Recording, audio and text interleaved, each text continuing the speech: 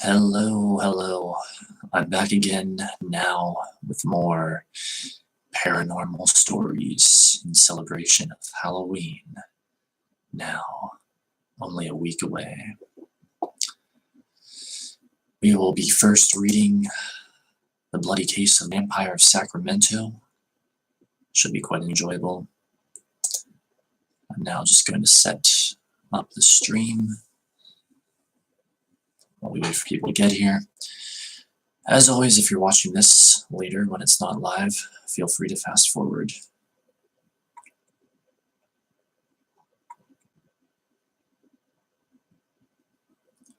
Finally back from earlier, I got some sleep, got some food, and I'm ready to go. Hey there, Ryan. Some food, and I'm ready to go. Hey there. All right. I'm just getting everything set up here. We're going to be reading some spooky stories tonight. Stream sounds good. And I'm just going to tweet about it.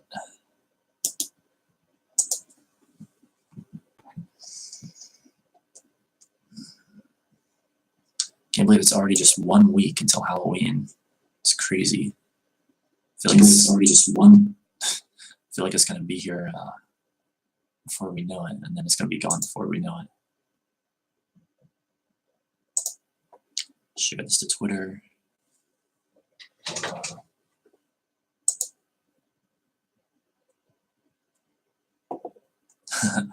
Spooky indeed.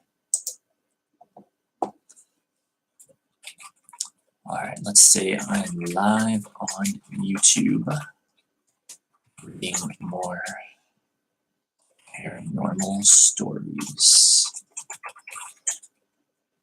Come watch and listen.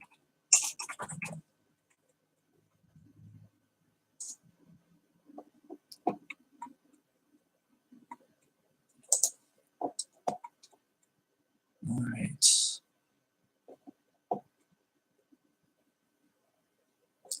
Tweet is looking good. We're going to get started here in just a moment.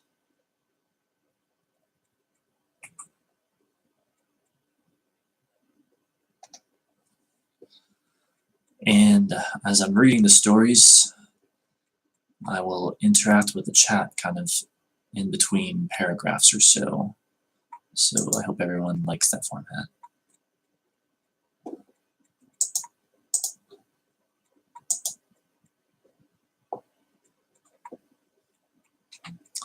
Treehouse of Horror. That sounds spooky. There's so many great things on TV that I haven't seen yet.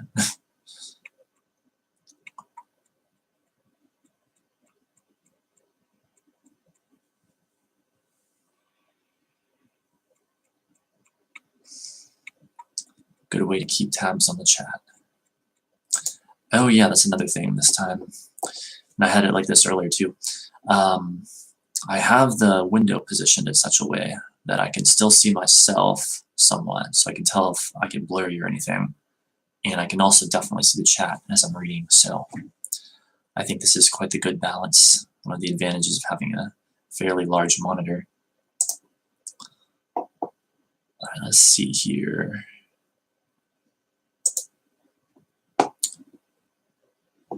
All right, I'm just gonna grab a tissue. Then we're gonna get started reading.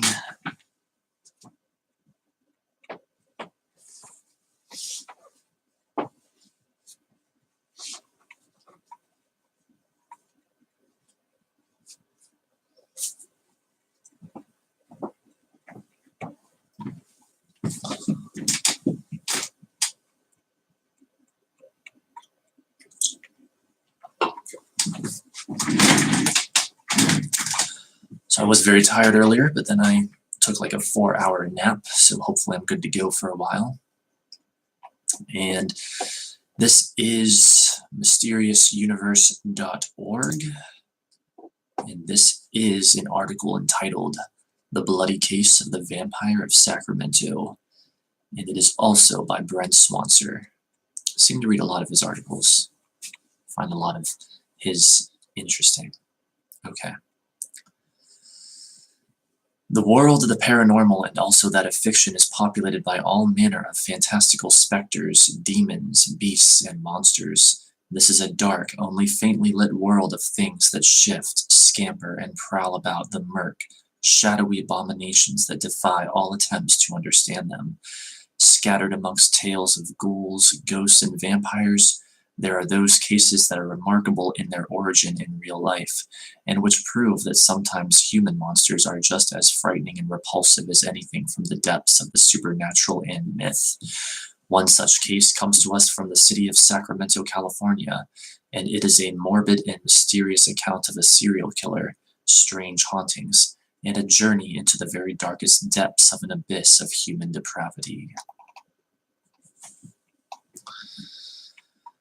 The man who would go on to become known as the Vampire of Sacramento was born into this world as Richard Trenton Chase in May of 1950, and he quickly showed his propensity for the macabre from an early age.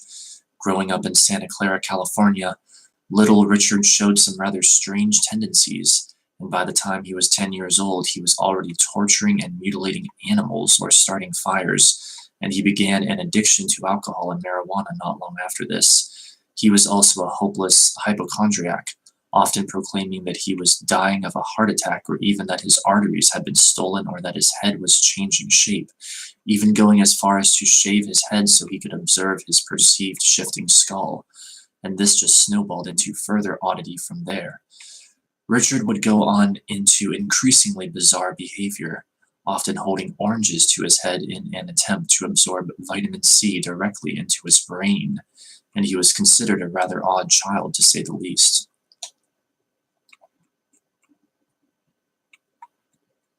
Wait, true story of Albert Fish, aka the Gray Man, would be a good read for tonight. Ooh, okay. Thank you. I will look that up. Hey there, Smiley Wolf. How are you doing? Let's see. As he moved on in years, this would not subside in the slightest bit, and would indeed become ever more unhinged. As he moved into his high school years, he became even more into drugs and alcohol, and found that he was unable to be aroused by women in any conventional sense. He became increasingly obsessed with necrophilia and killing animals, the entrails of which he would sometimes mix up in copious amounts of blood and eat raw. He became more and more convinced that he needed this blood and sacrifice in order to halt the deterioration of his heart, which he believed to be withering away within his chest and which required constant blood to stop.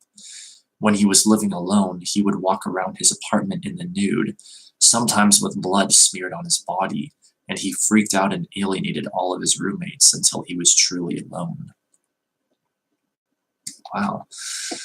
It didn't take this long to get dark.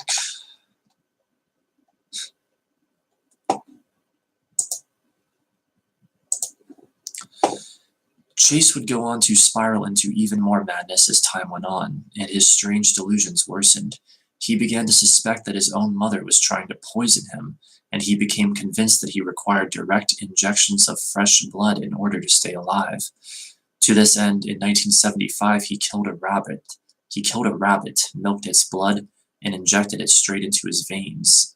Rather than having the life-sustaining qualities he had hoped for, this infusion of rabbit blood instead made him very sick, and Chase was committed to a mental institution, which he would escape, only to be recaptured and sent to a more secure facility for the criminally insane. At the institution, he was given heavy doses of drugs, mostly to combat his severe schizophrenia and hallucinations, but it is uncertain just how effective this treatment plan was.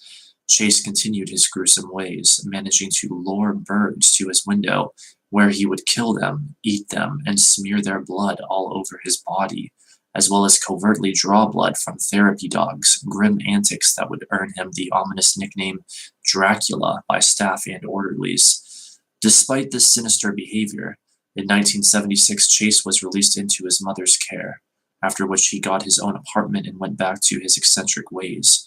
He continued killing small animals and drinking their blood, and he would later admit to killing his mother's cat and buying 2 dogs just so that he could bathe in their blood. Wow, this is disturbing AF.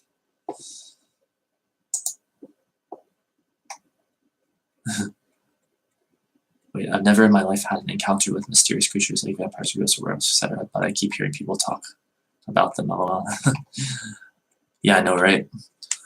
I haven't had any encounters either, and yet I know people who have, or at least who claim to, but I believe them. Or at least I believe those that I'm good friends with. Let's see. Yeah, by the way, I did not read this story beforehand or this article beforehand. I just sort of glanced over it, so I really have no idea how twisted the content might get, so strap yourself in. Chase also began to completely neglect his personal hygiene and health, taking on a feral, ghoul-like appearance that had people crossing the street to avoid him, certainly looking the part of the monster he was becoming. It was not uncommon for him to shout at neighbors and complain about the slightest perceived slights, and he was far from the most popular guy on the block, at one point even proudly telling a neighbor about how he had killed and mutilated their missing dog. He also started collecting handguns and literature on the serial killer known as the Hillside Strangler, who he became obsessed with, as well as fostering a belief that his blood was being turned into powder by mysterious forces and required fresh blood to stop. He would create a whole demented mythology for this in his mind, later explaining to the FBI that he believed it was all orchestrated by quote-unquote Nazi UFOs. If the bottom of his soap dish was dry, he was safe, but if it was gooey, that meant his blood was being turned to powder and that he required a fresh infusion to stave it off. Wow, this is like negative beliefs on steroids. During this time, Chase once again alienated everyone around him, and also had several run-ins with the law, once when he was found roaming about a native reservation at Pyramid Lake, Nevada, covered in blood and ranting unintelligibly, but this was found to be cow blood and he was not charged with any crime. There were also numerous complaints that he had stolen neighborhood pets in order to mutilate them. Indeed, he had even boasted of this, but no evidence could be found to actually connect him. On another occasion, Chase fired a .22 caliber handgun randomly into a neighbor's house, an incident in which luckily no one was hurt. Yet, this was perhaps the beginning of his graduation to full-blown murder. On December 29, 1977, Chase was out driving around when he was overcome with an irresistible urge to kill.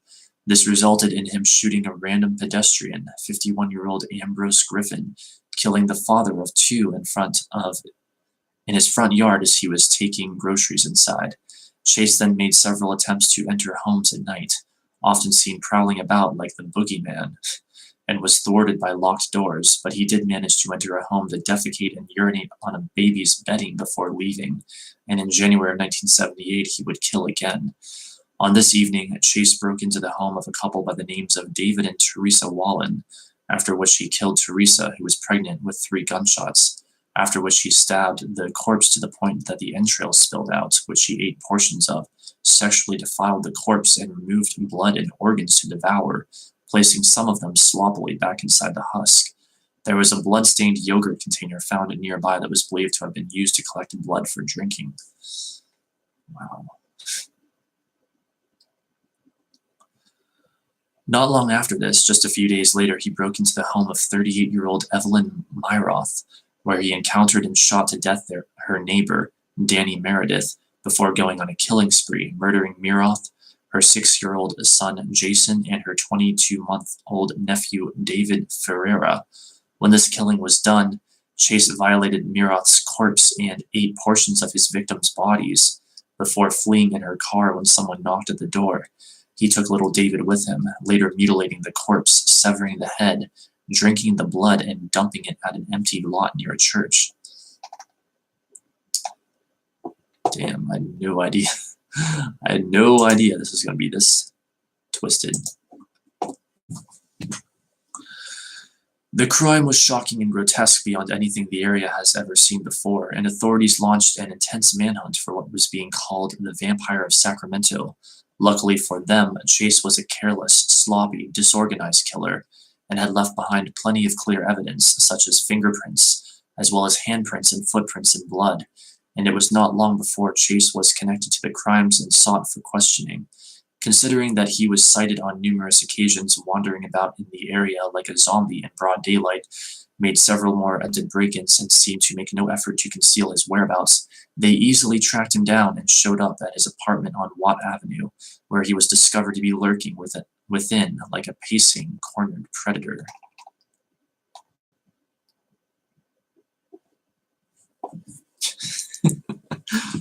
Probably not the best time for you to eat strawberry ice cream. I can understand that. You just gotta try to detach yourself. Just like sort of split your focus somehow. I don't know. At first, Chase refused to answer the door, forcing the police to pretend to leave and hide and wait for him to come out, which he eventually did, carrying a box. They moved in to arrest him and immediately found incriminating evidence on his person, such as blood splotches of his parka, blood all over his shoes, a .22 caliber pistol stuffed into his pocket, along with Dan Meredith's wallet and a pair of latex gloves. The box also proved to be a treasure trove of the macabre, containing rumpled up, filthy, blood-soaked papers and rags. Yet it was the apartment itself that would really prove to be a charnel house of horrors. The entire interior seemed to be covered with a sheen of caked blood, with very few surfaces left untouched, and there were various pieces of bone, organs, and body parts found strewn haphazardly about, especially in the kitchen, which was complete with a blender clogged up with blood and chopped up entrails. There were also found animal collars, a book on human anatomy, and a calendar with the dates of the murders marked, and all of this was witnessed through a haze of the stench of putrid decay. Wait, by the way, hey Poetic, a couple of weeks ago, a friend on here suggested creating a group for everyone who's interested in your content. We actually created one, sort of like a fan club where you join. Oh, really? Maybe I could. What kind of what kind of group? Like where is it? Like, what's the link? Are we blurry? I think we're blurry. Okay, we're good.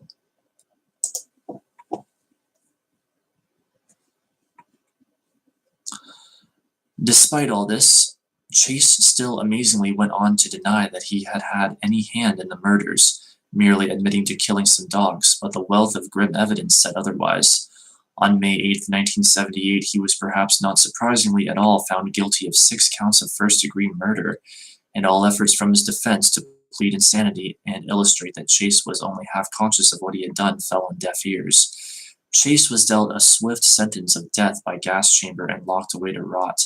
At this point, Chase was completely unrepentant and took to frightening other prisoners with his tales of drinking the blood of his victims. He was also convinced that the prison guards were trying to poison his food. Wow. While in prison, he was interviewed by Robert Ressler, author of the true crime book Whoever Fights Monsters, to whom he related his tale of mind-controlling Nazi aliens and explained that he had only killed because his blood was being turned to powder by these evil forces. In his deranged mind, Chase had been forced to do what he had done in order to preserve his own life. According to him, he was under telepathic mind control by these UFOs, and that they had often ordered him to kill. Throughout the interview, he frequently demanded to be given a radar gun, which he believed would allow him to capture the aliens and bring them to justice, and demanded that a sample of food he had smuggled out of the cafeteria be analyzed for signs of poisoning. In his opinion, Chase was not a well man, and Ressler suggested he be transferred to a psychiatric facility, but after a short stint there, he wound up back in prison. Wow, so bizarre. Hang on a second. He frequently demanded to be given a radar gun, which he believed would allow him to capture the aliens and bring them to justice. Demanded a sample of his food that he had smuggled out of the cafeteria be analyzed. This is so bizarre. Like, it started off weird enough, and now it's including like UFOs and shit. Huh. Ironically, I was originally thinking of doing a show tonight on how beliefs form reality and sort of like the power of negative beliefs, but then I eventually decided to go with reading scary stories since Halloween is coming up, but this, ironically, this shows the power of negative beliefs. At least that would be my theory on such a case. That once you start with enough negative beliefs and they gain enough momentum, they're not stopped. There's no telling what can develop in these cases, or in extreme cases, I suppose. Very bizarre. Let's check this out.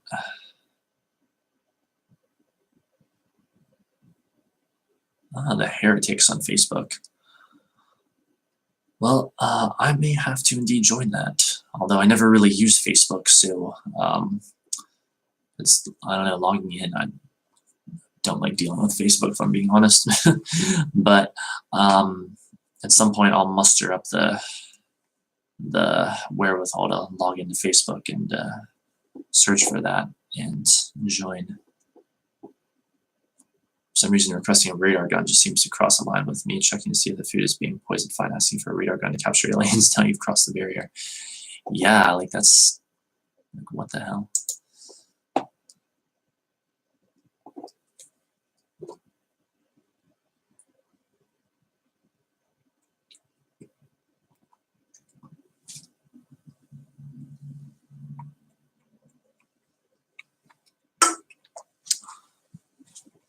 All right. 10 hours later, I finished my energy drink. On December 26, 1980, Chase was found dead in his cell, having taken an overdose of antidepressants and foiling his death sentence. The vampire was dead.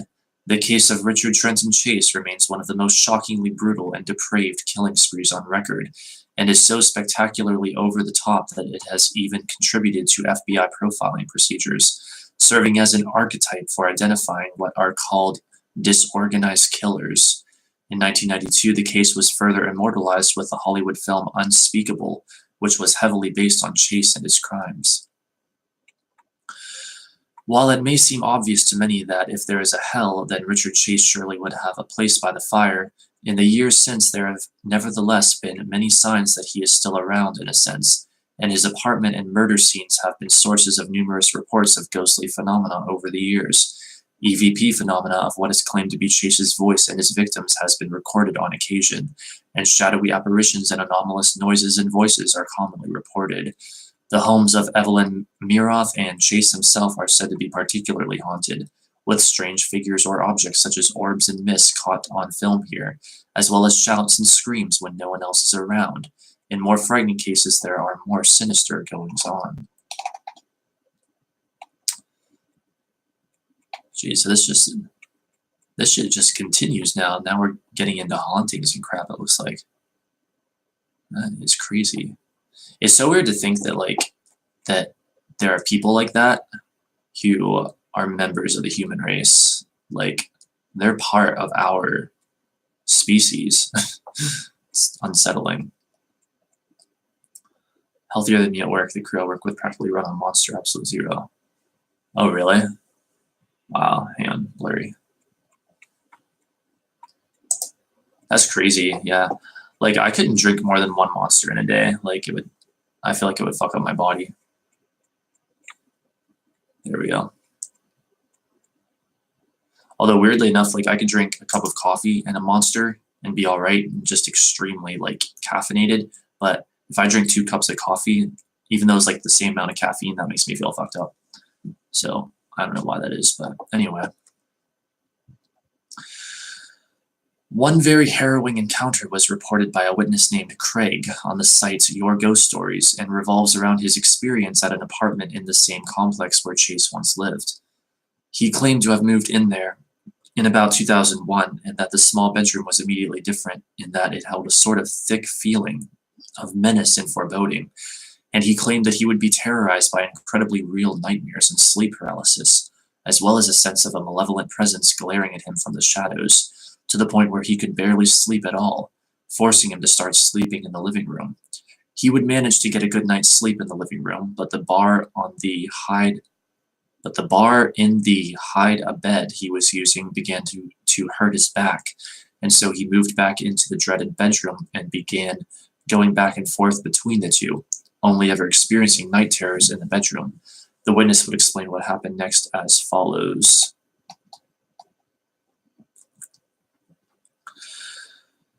Then, towards the end of my 6-month stay in this apartment, I experienced two extremely frightening and weird things in that bedroom. The first, I was dreaming about sitting with my parents at their home. It was sunny outside, but suddenly things went dark, and then it was as if something came crashing into their house and the roof crashed down on me. At this point in the dream, I awoke screaming, and then quickly noticed that I felt like I had been punched in the nose pretty hard. In fact, I was bleeding slightly from my nose. I moved back to the couch this night for sure. The second incident, I awoke in the bedroom lying on my side. As I went to move and roll onto my back, it instantly felt as if someone was lying behind me in bed with their arms wrapped around my torso, pinning my arms to my side and squeezing tight. This force pushed me back onto my side and would not let me move. I lay there not totally sure if I was awake or asleep and dreaming, but eventually I was able to move again after an unknown amount of time. Obviously, when my lease was up, I moved out. Since I moved out, I still continue to get the occasional nightmare now and then, but nothing as intense as I experienced there, and also have not had any episodes of sleep paralysis since. Wow. It is unclear if this had anything to do whatsoever with Chase, but it is interesting that there have been other similar reports of a malignant presence lurking about in the area where he used to live, so perhaps he is still prowling about, just as violent and as out for blood as he ever was. The hauntings persist, and there have been several attempts to investigate it all, to mixed results. Ghostly phenomena would certainly put an eerie spin on the whole tale of Richard Chase. But looking back on his grisly deeds and troubled life, I am not sure it needs it.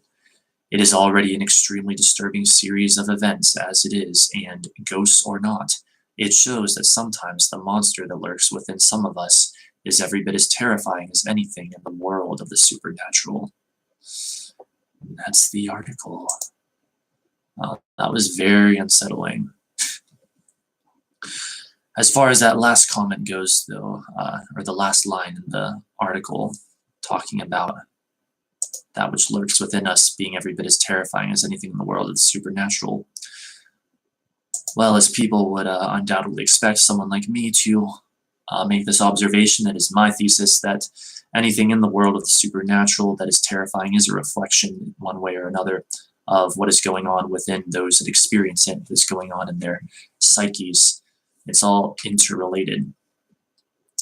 Yes, that article. It was very, very twisted. It was more intense than I expected. But I guess that's what we came here for, right? What else was I going to do? Wait, what are you guys talking about? Well, my aunt had suffered from bipolar disorder, saw demons and all that. I have an uncle who has visual sightings of a little girl who basically bullies him and hallucinations of a horse and carriage. Wow. The links work in the chat. I don't know if they do or not. That runs through walls. Thing is, he's only in his early 70s, born way after horses and carriage were common transportation. That's weird. Maybe I'll send you the link on Facebook. Albert Fish, the Gray Man. Wait, is that what you mentioned earlier? Yes. Yes, definitely. I can look that up next. As we approach midnight, which, by the way, guys, as you might know if you've been watching my streams, this day is the day of the full moon conjunct Uranus. So the extra super weirdness is all about. And so I guess I'm kind of not surprised that we ended up reading a story that was very, very unsettling, you know.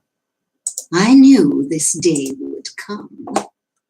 So I think what we're going to do here is I'm going to look up that story, and we're going to take like a little bit of an intermission. Like I'm going to actually Instagram that I'm live, and then after a bit we're going to get started with this story. Albert Fish. Amen.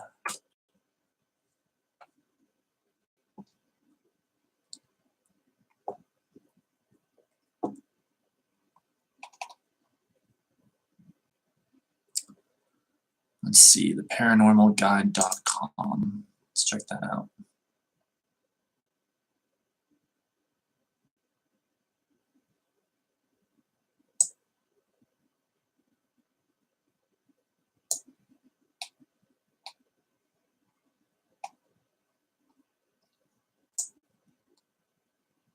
This looks like a pretty extensive article.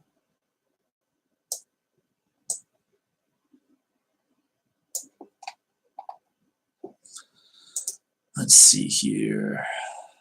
Okay. All right, got the article ready. Now I'm just going to Instagram that I'm live real quick. Still kind of getting a feel for if people prefer like overall these kinds of streams more, or like the other kinds I've been doing, or what. One of the recent ones I did, reading Ouija board stories, got a lot of views, so I think people like this stuff, but you know, we'll see. I want to do as much of what people like as possible.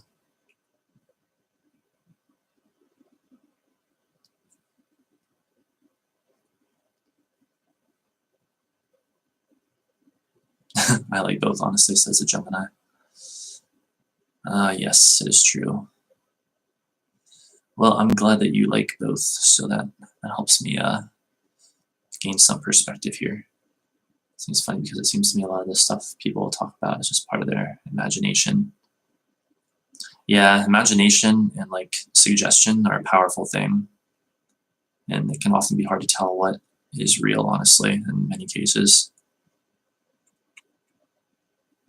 Or it could even be that things that seem real are much more real than we even might want to believe that they are. You know, who are we to know for sure the true nature of reality? Anyway, wait, yeah, here we go. I'm gonna add a story here real quick.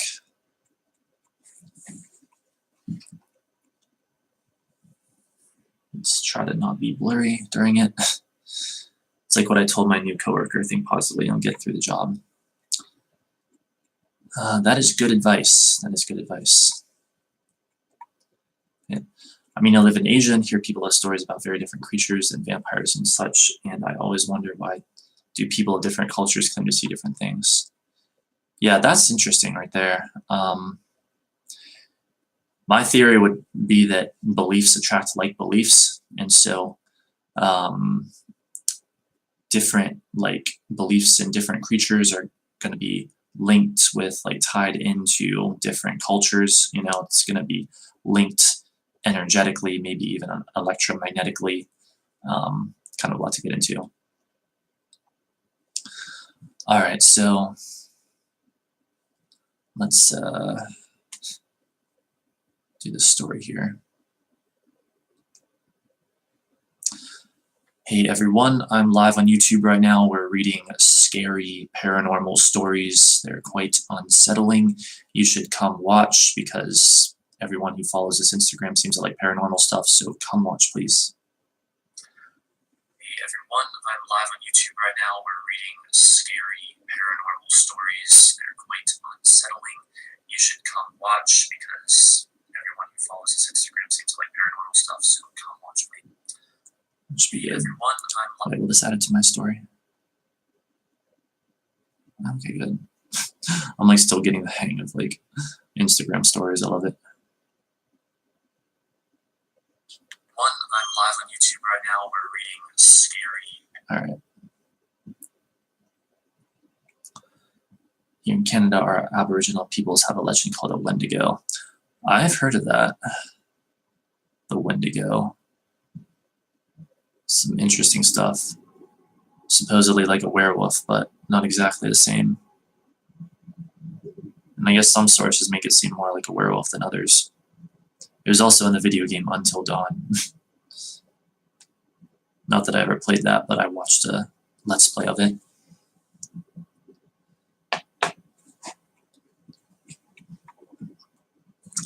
Okay, hopefully that story gets some attention. turn you into a cannibal. Yeah, I've heard of that stuff before.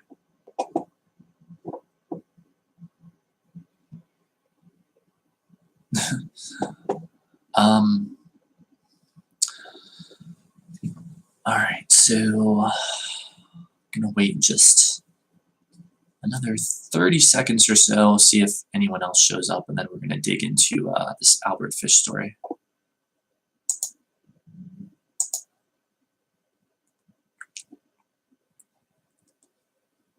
Let's take a little look at the astrology here. The very last transit we had was the moon sextile Neptune, talking about all those spooky, fateful, otherworldly things. That's very appropriate for tonight. And the next one is not all the way until 11:09 a.m. Moon half square transiting Chiron, which talks about unhealed wounds and etc. etc. But anyway, I think it's about time for us to begin. All right, so I'm on the paranormalguide.com, and this is an article on Albert Fish, the Gray Man. Quote, "I will never show it to anyone. It was the most filthy string of obscenities that I have ever read." End quote. These were the words that James Dempsey, the lawyer of Albert Fish, serial killer and cannibal, responded with when asked about Fish's final statement before execution. A kidnapping. January 16th, 1936, at just after 11 p.m., Albert Fish, age 65, sat in the electric chair at Sing Sing prison. As he helped the executioner position the electrodes onto his body, Albert Fish gave his final words, "I don't even know why I'm here." Although Fish may have muttered those words, as a final way to prove he was insane, no one bought it, and 2 jolts of electricity were passed through him before he was pronounced dead at 11:09 p.m. Albert Fish had been found guilty for the murder of 10-year-old Grace Budd. In May 1928, Fish had seen a classifieds ad for a young man who was looking for work in the country. Fish took an interest in the advert, not because he wanted to hire the 18-year-old Edward Budd, but rather because he wanted to tie him up, mutilate him, and bleed him to death. Fish was a serial killer, child rapist, and cannibal.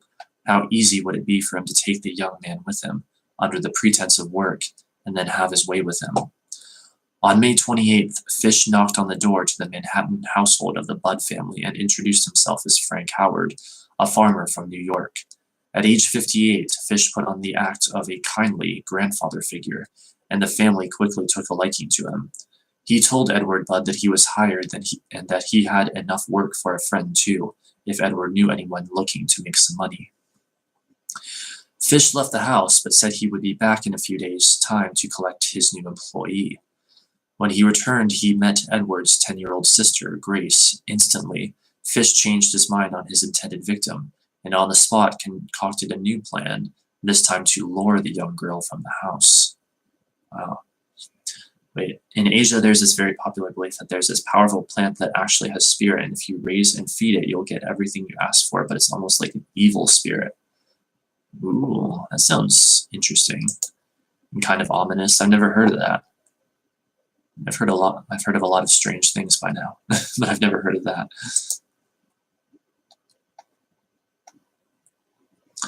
Oh no, your explanation is great. It makes sense to me.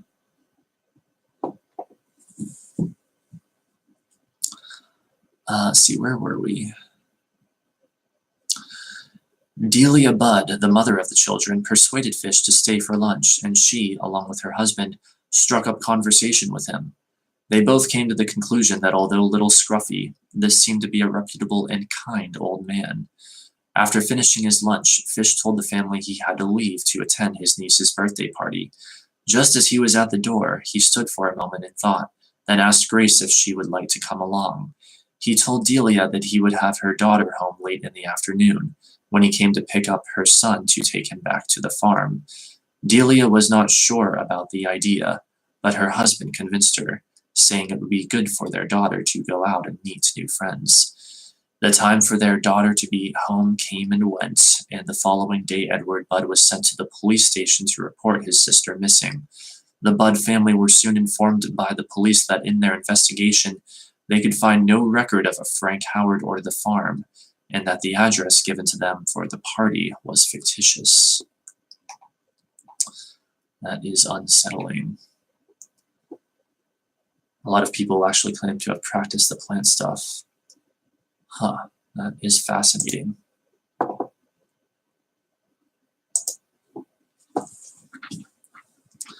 A family's worst fear.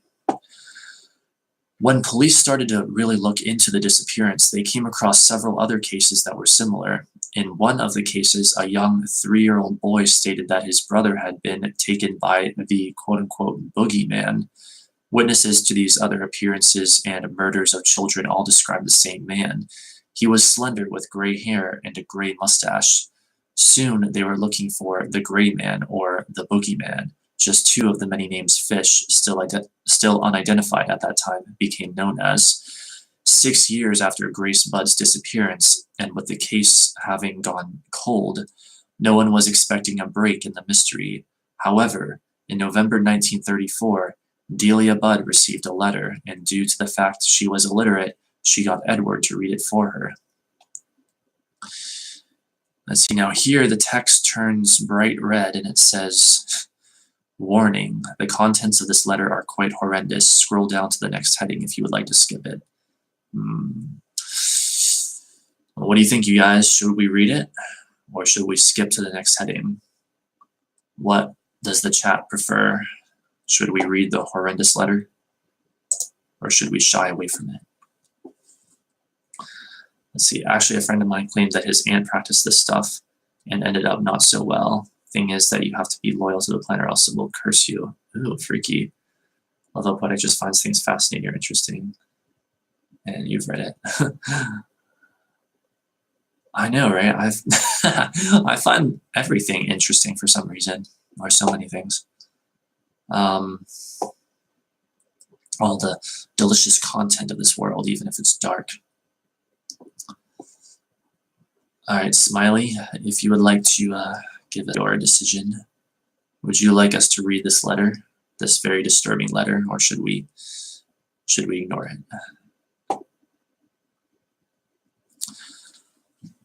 It's so weird reading cases like this, like such dark information, you know.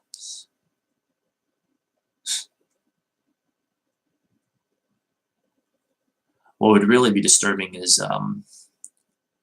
I think if, well, at least for me personally, if I didn't understand the way that we all sort of create and co-create our realities and experiences with one another, and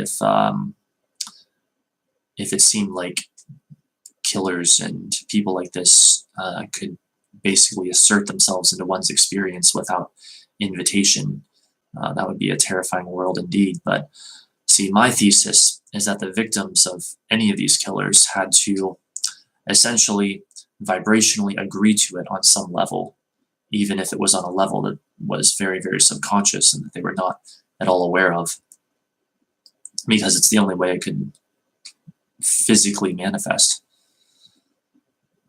So at least there's that, but there's also the issue that a lot of us seem to become matches to things we don't want unwittingly and without realizing it. So that does up the unease factor. I guess we'll start reading the letter and just see what happens. If it gets too fucked up, we'll just move on.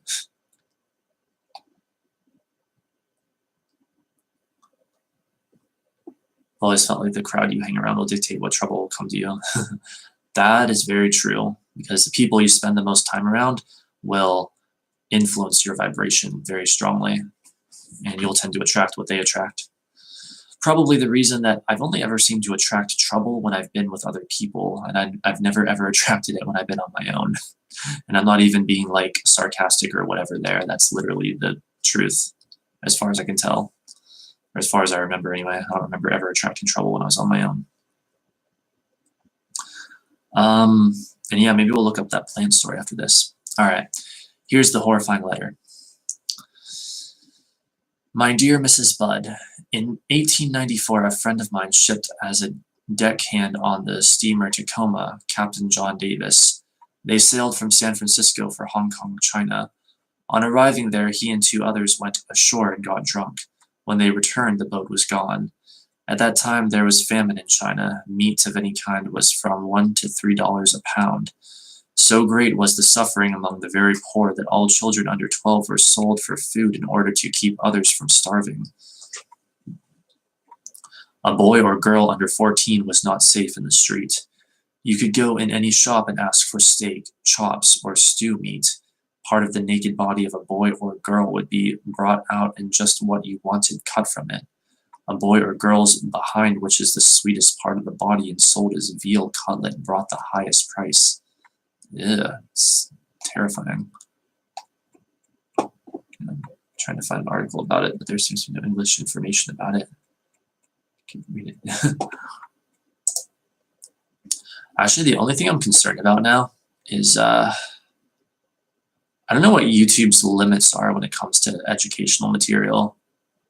Like, could this get like flagged or something if things get too dark? And let me like read ahead and then like just to myself, and then we'll decide. Because otherwise I would just keep reading, but I guess maybe I should be a little bit concerned about that. I don't want to get flagged for like extremely indecent content or something. So let's just see here. You could always self-censor yourself. Yeah, that's true. Just read ahead a bit.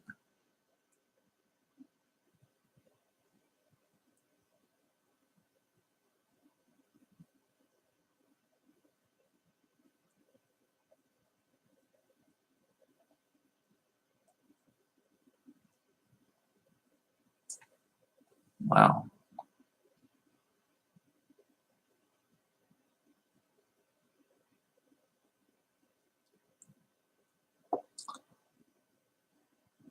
Holy shit. And maybe I could just sum up this a bit.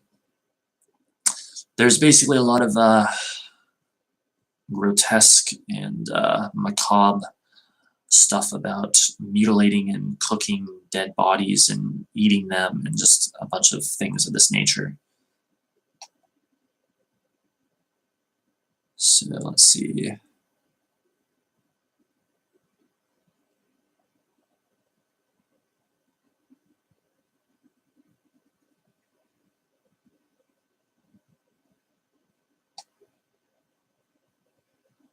Now he's talking about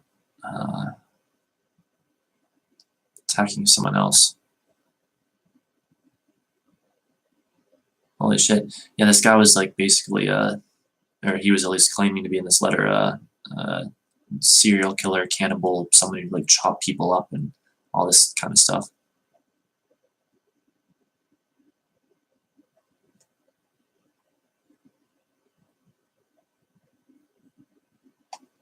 Wow. Really want to discuss the things you're talking about, poetic about manifesting bad things, but too bad I gotta go now. Use your time. Have fun, guys. That's okay, Smiley. Thanks so much for being here. I hope you enjoyed, and hopefully we see you again. Have a great night, Mr. Let's see. So the next heading, we've got judgment and execution. Recap of the letter for those who skipped. Albert Fish killed, dismembered, cooked, and devoured Grace Budd, and the letter written to her mother went into fine detail. Indeed. Although the contents of the letter is nothing anyone ever wants to read of their own child, it did allow detectives to finally track, identify, and apprehend Fish. He went on trial for Grace Budd's murder, and during the time of his apprehension, confessed to many, many others, although only some of those were able to be confirmed. During his confession, Fish led police to where they could find what remained of Grace Budd. Fish pleaded insanity, claiming to hear voices from God telling him to kill children. No, what kind of God that? some disturbing, some dark god or something anyway. And if God really did not want him to kill them, then he would have sent angels to stop him. Huh. He was examined by several psychiatrists, after which Fish's lawyer, James Dempsey, stated that Fish was a psychiatric phenomenon, and that there was not a sexual fetish Fish did not enjoy or have experienced. Wow. Indeed, after his arrest, Fish told police of his perversions and the thrills of pain he would carry out on himself and his victims. These were so sadistic that psychiatrists did not at first believe him, but soon he gave them proof. After x-raying Fish's pelvic region, they could see the dozens of pins and needles Fish had inserted into his own body to enjoy the self-inflicted pain. In the end, the jury had no doubt that Fish was insane, but still agreed he should be executed. After the execution was complete, James Dempsey, Fish's lawyer, took questions from reporters. When asked about a final statement, Dempsey reported he did have a statement made by Fish in the days leading up to his death. When asked what they contained, Dempsey replied, "I will never show it to anyone. It was the most filthy string of obscenities that I have ever read." Albert Fish is buried in the Sing Sing prison cemetery. And that's basically how it ends. Wow, that was some unsettling stuff. Sent the link, or sent you the group link. Check your Facebook. Yeah, that's so cool that you guys made a group about me on Facebook. Wow, that's amazing. The Heretics, I feel so appreciative of that. But anyway, yeah, what a freaking story. That was intense. That was good. I mean, it was disturbing, but good disturbing, like disturbing and good. Disturbing, but good. So, let's see what else we can find tonight. Like, it's so, if I wasn't so sort of out of it right now from sleep deprivation, again, because my sleeping schedule is all messed up. It's kind of why I didn't stream for 3 days, or mostly the reason why. If I wasn't so out of it, I would give like sort of my analysis of it, but it's kind of hard to really focus on that right now. Other than that, I guess I'll just say that it's interesting to think that people like this have existed and may still indeed exist, these kinds of insane serial killers and people who do these horrible things. And it's also interesting to consider that they're a part of the human race, kind of like I was saying earlier. That's what people never seem to want to acknowledge, is people, when it comes to things like this, they always want to have this like us versus them mentality. But what they don't realize is that the serial killer is a reflection of an aspect of all of us. The macabre, mutilating maniac is a reflection of an aspect of every single one of us, every single one of our psyches, a part of every single one of our psyches. And as long as that sickness exists within the sort of collective human psyche, you're always going to see manifestations of it in individual cases like this, which, yes, is very disturbing, but the solution remains the same solution that I'm always basically advocating, which is to heal that part of the collective human psyche, and it starts on an individual level. So you've got to heal the sickness within yourself, essentially, is what I'm saying. You've got to be the best you can be for yourself, and then then that will naturally lead you to, I should say, healing the sickness in the world. Yes, I see that we're blurry. And hang on, try to fix this. And what else was I going to say about that? What the hell was it? There was another thought I had.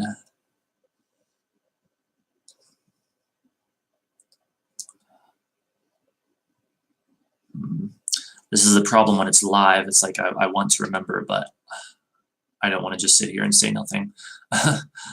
Just that, yeah, like it's a reflection of all of us, and like the healing has to start on an individual level. And actually, I think what I was going to say was just that it's basically like Gandhi said, is the advice I would give: be the change you wish to see in the world. I think it was Gandhi who said that, right? I don't know. I'm too tired to remember right now, but indeed, you know, to sort of to ensure that the most horrible of things never happen again, you've got to be willing first to like own up to them as a member of the human race, and you've got to basically, as that famous quote goes, be the change you wish to see in the world. So there. That's my integration of something very dark into my framework of positive advice that I like to give. All right. Interesting, disturbing. I'll just go back and make a video about your thoughts on the topic. Oh yeah, that's true. Majority of the population just has the ability to suppress that. Yeah, unfortunately. The Canadian monster myths. I certainly can. Let's see. All right, it's starting to warm up in here, so I'm gonna take my hoodie off real quick.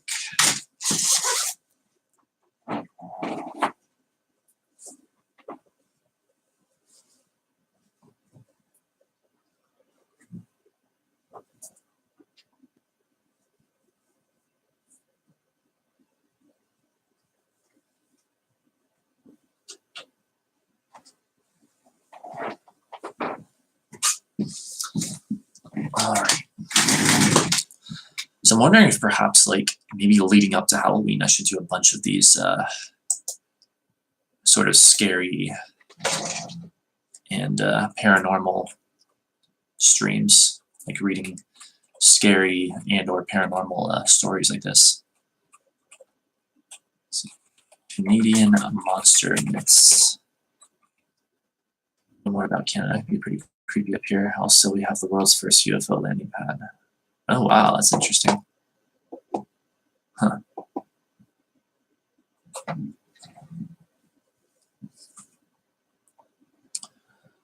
Yeah, actually, where I'm located in Pennsylvania, I'm not even that far from the Canadian border. So I'm not in Canada, but I'm extremely close to Canada. So, like, where I live, I mean, I don't know, I guess I'm kind of mentally trying to compare where I live to what my perception of Canada is, like my perception of what Canada might be. But like where I live, there's so much forest and woods everywhere that that's what I find particularly creepy about living here, where there could be potential, you know, scary things, is just wondering what the hell lurks in all of these woods and hearing all of these stories over the years of dogmen and other weird, freaky things that people claim to have encountered, in addition to actually having a friend of mine who swears to me that she once saw a dogman in basically right beside a cemetery that is literally only a 10-minute drive from where I'm sitting right here, right now. And it was like a cemetery with like woods juxtaposed to it. So it sort of like came out of the woods, but right beside a cemetery, sort of where basically, from my understanding, right where the woods met the cemetery, like the actual spot where they met, the dogman came out of the woods. That's where she and one other person saw it. And, you know, I've been friends with her for years. I have absolutely no reason not to believe her. I'm sure she's telling me the truth. And that, in addition to all the other stories, I've heard countless stories, including much eyewitness testimony, like on Dogman Encounters Radio, when I listened to a lot of that a while back, and I could hear the fear in people's voices and things like that. I'm convinced when it comes to things like dogmen that they exist and that they sure as hell saw something. All these witnesses, basically. I'm absolutely convinced that dogmen exist at this point because of all the eyewitness testimony and the fact that I have a close friend who swears to me that she saw something that resembled that exactly and specifically, and she can describe it in detail even. So, freaky stuff. So, like, I know what it gets like here in winter, especially, and I don't know why, but winter often seems to be like have this sort of spooky vibe all of its own. But like, I can imagine going farther up north into Canada and how cold it must get and everything. and I'm pretty sure there's a lot of forest up there. I can just imagine like the sort of, I don't know, potential spooky tendencies, or at least that would be my kind of assumption of such an area, especially in winter, I would imagine. Let's see here. Where I live in Canada, if I drive 3 hours south, just straight south, I come to the Badlands, basically like a canyon area. Go a few hours north, thick forests. Go west and mountains, east and flat prairies. Oh, wow. That's interesting. Hello, just got here. Hello, Ruben. How are you tonight? Welcome to this paranormal story reading stream we've got going on here.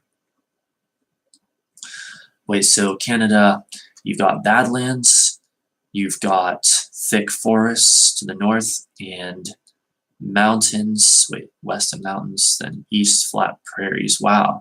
So you've got like a whole variety of things. Interesting. Good, thanks. You are welcome. So we're looking up Canadian monster myths right now. Let's see here. Well, the first thing that came up is 8 mythical Canadian monsters from mentalfloss.com. Let's take a look at that.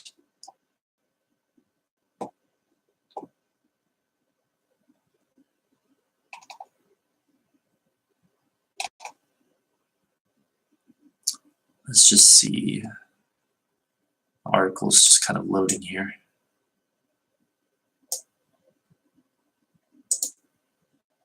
Okay, it's still stabilizing. They got like so many like videos and ads and all this crap on the site. It's slowing everything way down. Plus I'm streaming right now, so like it's more pressure my computer's used to. The second one is the one to go. Video glitch. Wait, are we good now? It looks good on my end.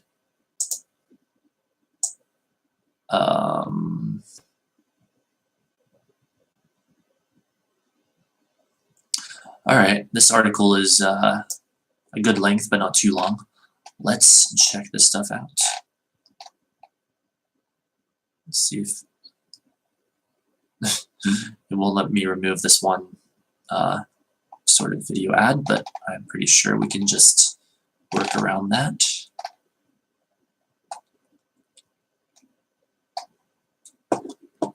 Okay, good. All right. So this is 8 mythical Canadian monsters from mentalfloss.com. And let us begin. It's got a reputation for friendly faces and impeccable manners, but Canada is still, by and large, a vast and wild place. So it should come as no surprise to hear that it has its very own cultural pantheon of legendary beasts. Although some of them seem awfully similar to certain European creatures of lore and began as folktales brought across the ocean by settlers, other legends stem from Aboriginal myths. A few have originated in the modern era, describing monsters that were first sighted and sometimes even photographed within recent memory. 1. Caddy. For over 200 years, people in the coastal region of British Columbia have been spotting this plesiosaur-looking sea serpent, supposedly pictured above, with the head of a horse or sometimes a camel, small flippers in the front, and either a large pair of flippers in the back or a powerful tail with a flipper on the end. Cadborosaurus, or Caddy for short, is named after Cadboro Bay on Vancouver Island, where it supposedly likes to hang out, and theories on it abound.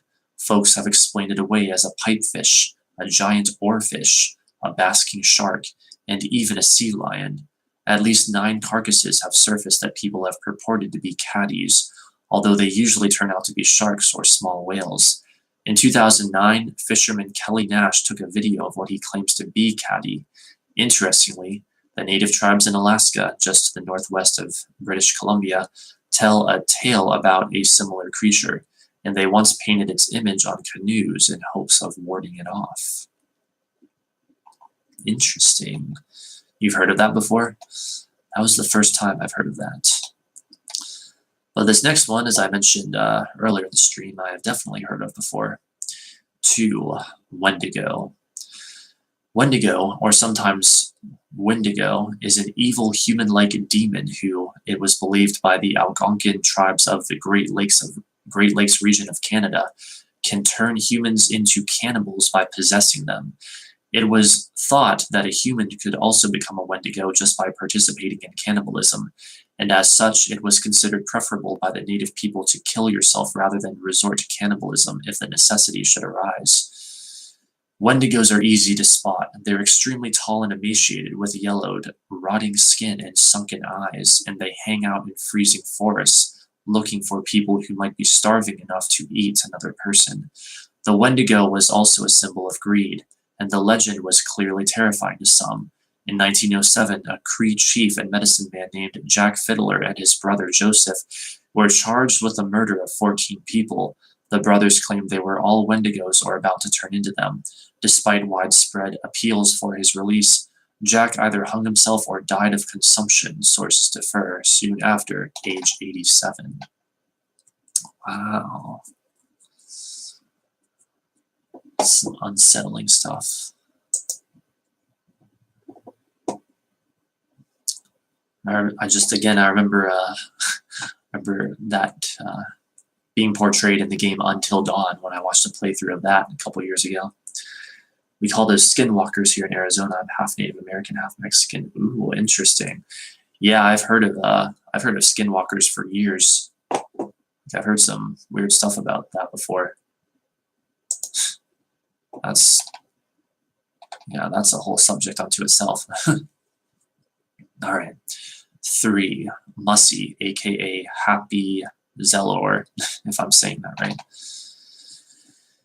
Canada loves its lake monsters, which makes sense for a country that has about 2 million lakes. Wow. Named after its home of Muskrat Lake, about 70 miles northwest of Ottawa, Mussy's most interesting attribute is that nobody can seem to agree what it looks like. Sometimes Mussy looks like a walrus, sometimes a big sturgeon, sometimes a 3-eyed Nessie. Sometimes it has legs and sometimes it doesn't. Sometimes it has a mouth full of sharp teeth and sometimes it just has a single glorious one in front. But all accounts agree that it's a creature named Mussy, probably because it was originally called Happy Zelor and everyone agreed that that was too hard to say. It's hard for me to say. Although no one can explain what Mussy is, no one seems to be afraid of it either, with nearby villages treating it as a cultural mascot and referencing it in travel pamphlets. Fascinating. 4. Wahila. Wahilas are gigantic wolves with wider heads, spread out toes, and long, white fur, much like the prehistoric dire wolves. They are said to hang out in the Northwest Territories, specifically the remote Nahanni Valley, and their hobbies include ripping your head off. So established is this rep, in fact, that area has been nicknamed the Valley of the Headless Men, due to more than a few cases of decapitated corpses turning up there. All of these murders, of course, have been blamed on the wily Wahila, who allegedly stands 4 feet at the shoulder. Like Caddy, this monster bears a strong resemblance to a mythical Inuit creature, one called an Amarok. They're pretty much the same idea, except the Amarok is gray and is less about ripping your head off than it is about just eating you for being dumb enough to hunt alone in the dark. Tough but fair. Well, I guess so. Let's see here.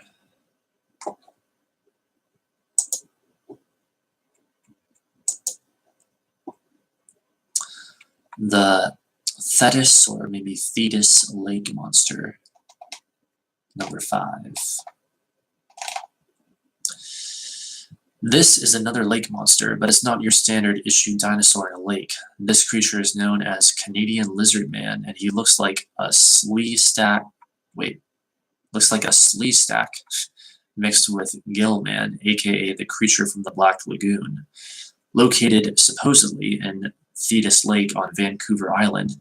He's really just a short guy with silvery blue scales and barbed fins down his back. He's only been sighted once by 2 teenage boys in 1972, one of whom said he was slashed by the monster's webbed claws. 4 days later, 2 men said they'd seen the same thing on the other side of the lake, but they later recanted, and in 2011 a Canadian fisherman supposedly encountered it, but that account is vague. The story may have caught some air because of its similarity to a native legend from nearby Haiti Gwaii, aka the Queen Charlotte Islands, that is essentially the same concept, except the Haida. Hang on, my nose is itchy as hell. Except the Haida monster has 2 tails and a hat.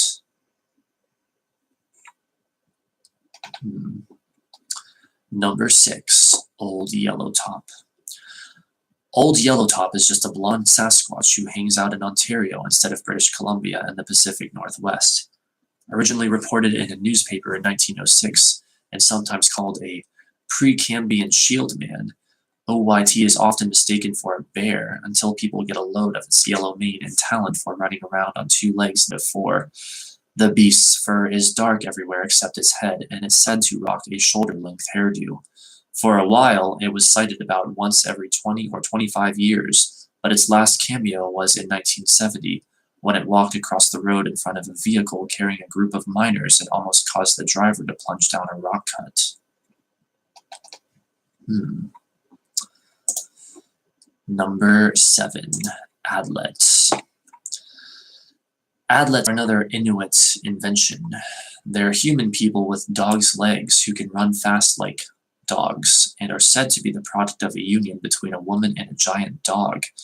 When this legendary woman birthed 10 puppies, she let 5 of them run across the ice, which, the story goes, became the original Europeans. The 5 that stayed behind became abominations and spent their time infighting and wandering the tundra, searching for Inuit villages to feast upon. Ethnologist Franz Boas recorded several native tales about adlets while traveling in Baffin Island and published them in 1889. Correlations were made to other cultures' stories of half-human, half-dog creatures, including those of the Dakel, not sure how to say that, Dakel tribe of British Columbia and the indigenous Chukchi people in Siberia. Alright everyone, get ready, because now it is time for the grand finale. Number 8, Le Loup-Garou. Whatever it's actually pronounced Loup-Garou. Since it's French, I'm surprised I don't know that. Anyway, whatever. The French word loup-garou translates to werewolf, but in French Canada, it denotes a very specific kind of werewolf. The Quebecois know Le Loup-Garou as the unfortunate soul who failed to complete his religious duties in time for Easter, not once but 7 years in a row. His miserable state may also be punishment for the crimes of either making a pact with the devil or planting potatoes on a Sunday. Despite the name, the loup-garou doesn't have to be a wolf and can take the form of a pig, a cat, a calf, an ox, or another animal. Most of the other werewolf rules apply to this monster, though. He takes on his animal form only at night, then goes around trying to eat people. If a loup-garou attacks you, you're supposed to throw rocks at it or stab it with a knife. If you can manage to draw blood, the curse will be broken and the monster will revert to its human form. Afterwards, neither side can talk about it, or you both run the risk of turning into loup-garous. Wow, spooky. So I hope you guys enjoyed that article. So I'm thinking, I wonder if I should hop on Facebook and try to find that that fan group or whatever that was made, because that's really awesome. I should try to join that. Yeah, that was fun. It was. Just hop on live and just see what happens. Kind of an interesting intermission, hopefully. Yeah, I'm doing it. I'm doing it right now. I'm gonna see if I can, like, because I don't even remember how Facebook works that well, honestly, because I haven't been on it in forever. Like, can I like the group with my Facebook page? Let's just see here. Like, I don't get on Facebook because it, all the stuff on it disturbs me, basically speaking. I don't know how to explain it. I have 5 friend requests, though. Fascinating.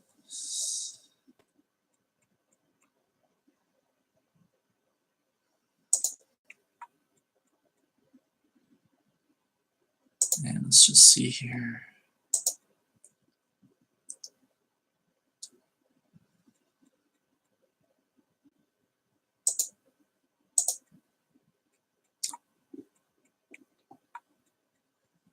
Also spooked now, so I guess mission successful, but I live in Alberta, lol.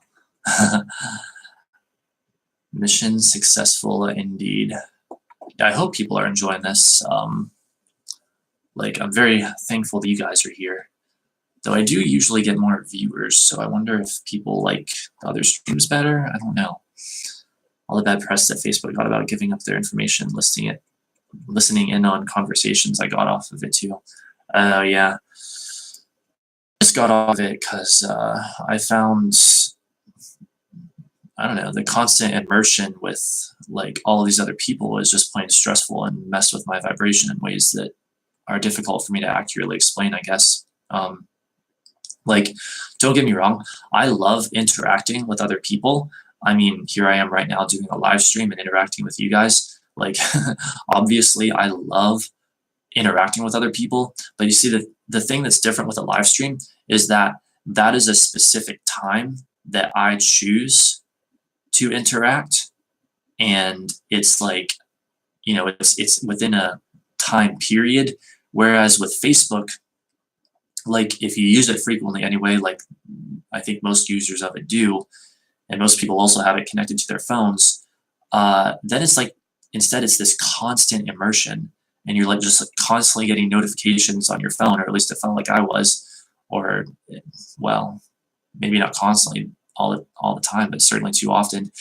But it's just this steady ongoing immersion that just sort of wore down my vibration over time, it felt like. And eventually I was just like, I literally don't want to use this anymore. It's like, my philosophy, as many of you know, is to follow my bliss, to basically only do what feels good to me and what feels most good to me as often as I possibly can. And put very simply, Facebook just didn't feel good to me anymore. It literally felt worse to me to use Facebook than to not use it. Like, it felt better to me to stay off of it. You know, there's all these people that say social media is toxic and all this stuff, and I don't know what I think about that. I think, well, actually, I kind of do know what I think about that. I think that the idea that social media is toxic is a negative belief, and it's one that, if you choose to buy into, will be quite detrimental indeed if you want to use social media, unless you really are comfortable with a life off of social media. However, even if that's not true, and social media was sort of objectively bad for you or whatever, it's interesting to me that just by doing what feels most good to me, I've naturally veered away from Facebook. You know, maybe it is toxic. I don't know. But that's more or less my feeling on that. I prefer the latter streams due to my job. Let's all get back to MySpace, guys, right? I'll use Facebook to keep involved with what's happening in my small town. So basically, to me, Facebook is a personal news feed. Yeah, that makes sense. Maybe I should just create a new Facebook and just be super careful about who I add and stuff like that. I don't know. Hang on, can we fix this? Wait, so like, you prefer the latter streams? Like, which streams do you prefer due to your job? I don't get it. Why are we blurry? Wait, I need to Kleenex anyway, you guys. I'll be right back.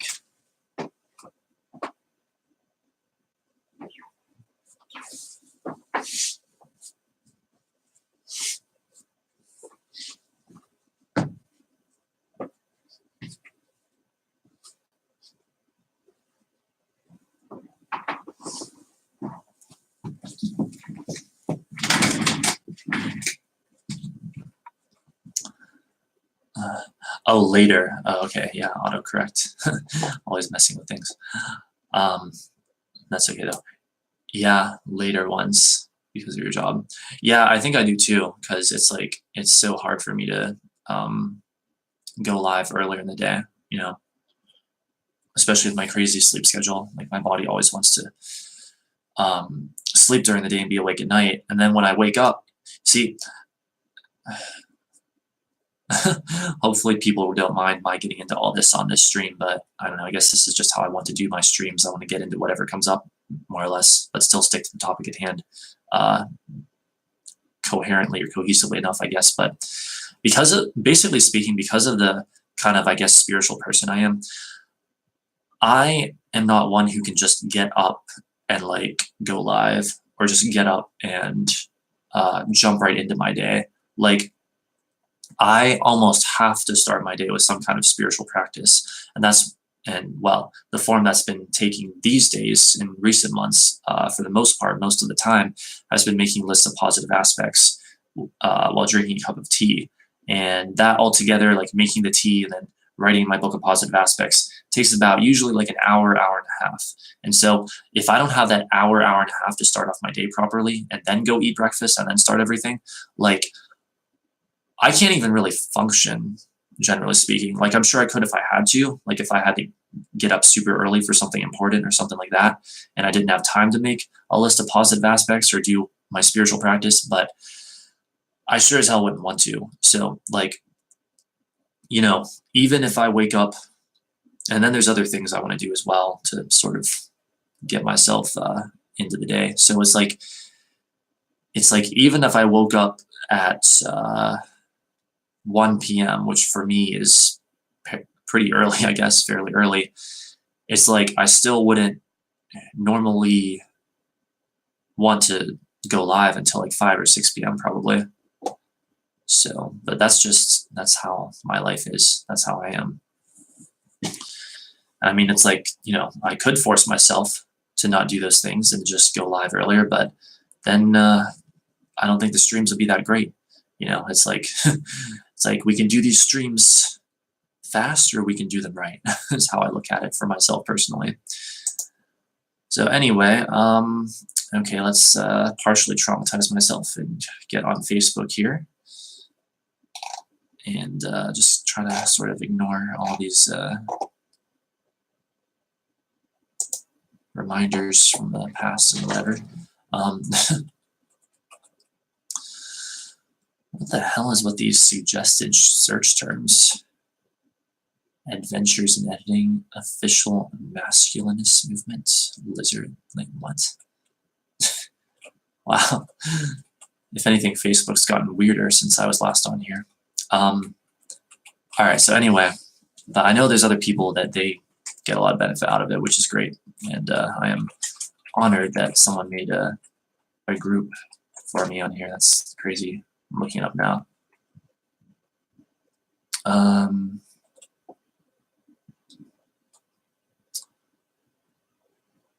on. I guess there's a bunch of pages called The Heretics. Let's... Oh, geez. How am I supposed to find it? Oh boy. Going to sleep, but keep the stream open like I always do. Thanks for reading my suggestions, Poetic. Oh yeah, no problem. And thank you so much for being here. It's been great. Hope you have a good night and rest well. And thank you for leaving the stream open too. That like helps me out, basically speaking. Have a successful stream. I will do my best. Thank you very much. Now let's just see if we can maybe find this group.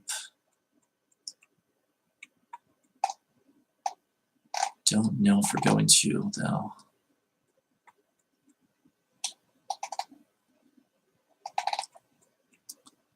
Yeah, there's a lot. Wait, here's one that seems new and stuff. Maybe that's it. Let's see. We'll get back to reading stories very shortly.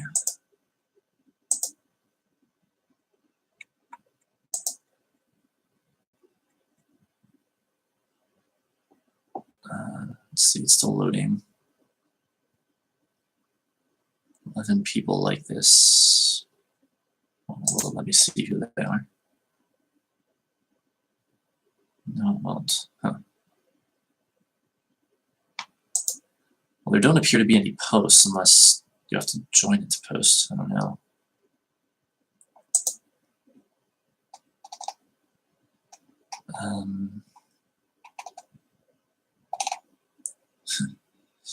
Yeah, there's so many, like, not just called the heretics, but like similar names. And so, guess I'll just have to look at this stuff later, I think. Or maybe someone can sort of point it out to me. I've gotten some interesting friend requests since I've been off of Facebook. Don't worry, people, I'll be getting back to the stories very soon. So I'm a little curious about stuff on here.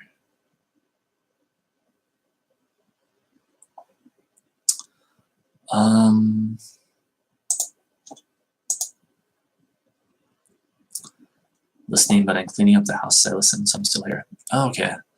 Thank you for being here, Ruben. That's something I've done before too with streams, is just like sort of have them on and watch them as I'm like getting stuff done. That's like actually a really fun thing to do because it's live and it's like really exciting, or it's more exciting anyway to me than just putting on a video, I guess.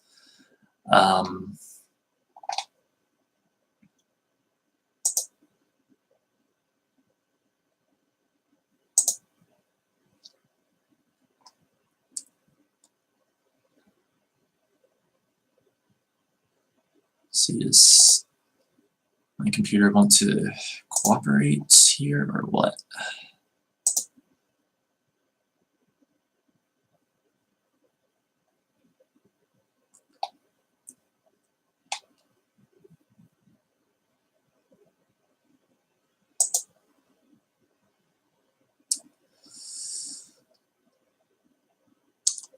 Okay, just a little bit longer here.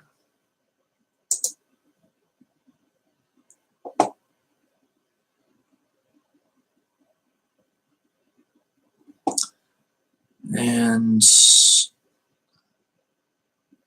all right, especially when you're interested in the subject. I know, right? I'm glad you find this stuff interesting. I know I certainly do.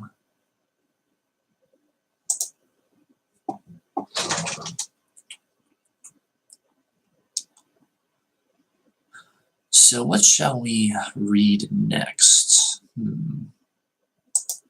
Let's see what else Mysterious Universe has.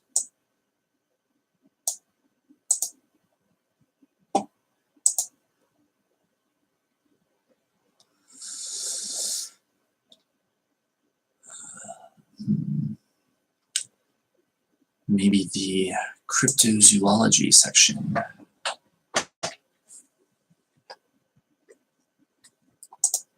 I think I'm basically going to stay live for as late as I can possibly handle it tonight.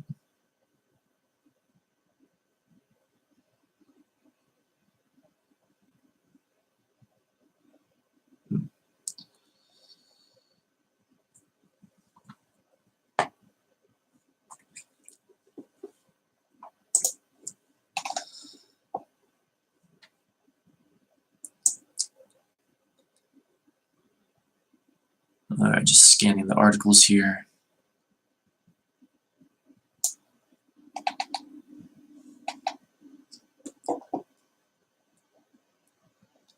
Something with dogmen. Ooh, that's a good idea. Yeah, I can look that up.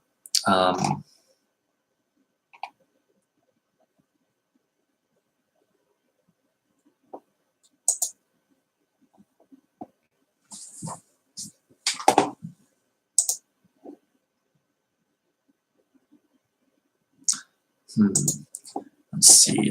Search dogman stories. In the meantime, as I'm doing that, though, again, I find it interesting that so far my other streams seem to have gotten more viewers. I wonder if people in general find streams where we just talk about anything more interesting, or maybe they find streams about astrology or beliefs and like spiritual things more interesting. I just don't know yet.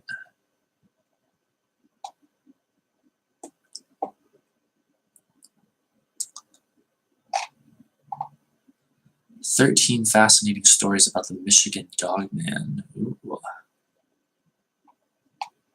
Wait.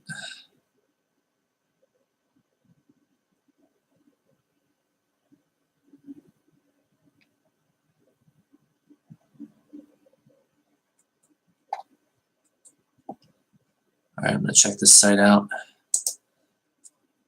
But if it doesn't seem legit, then I'm going to something else.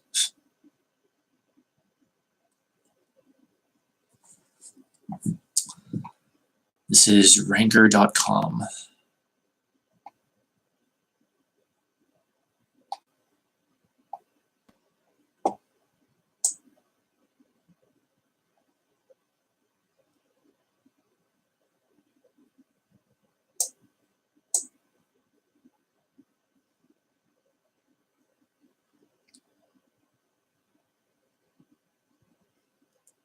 Now getting the window in the right shape.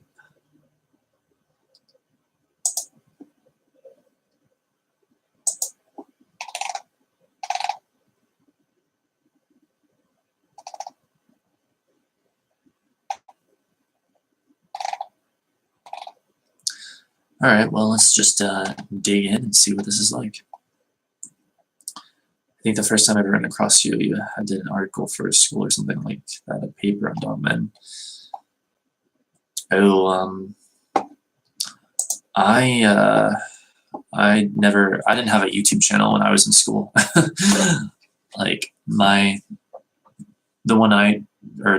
all of the YouTube channels I've created, I guess I should say, were after I was already out of school. But I do remember, of course, years ago,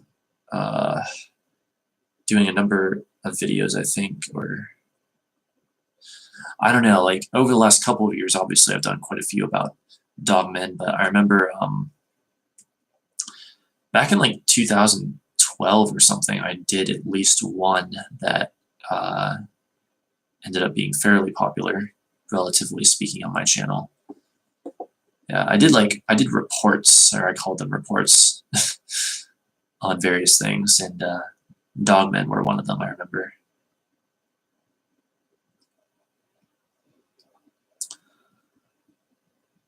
But the thing that, I don't know, it's weird because,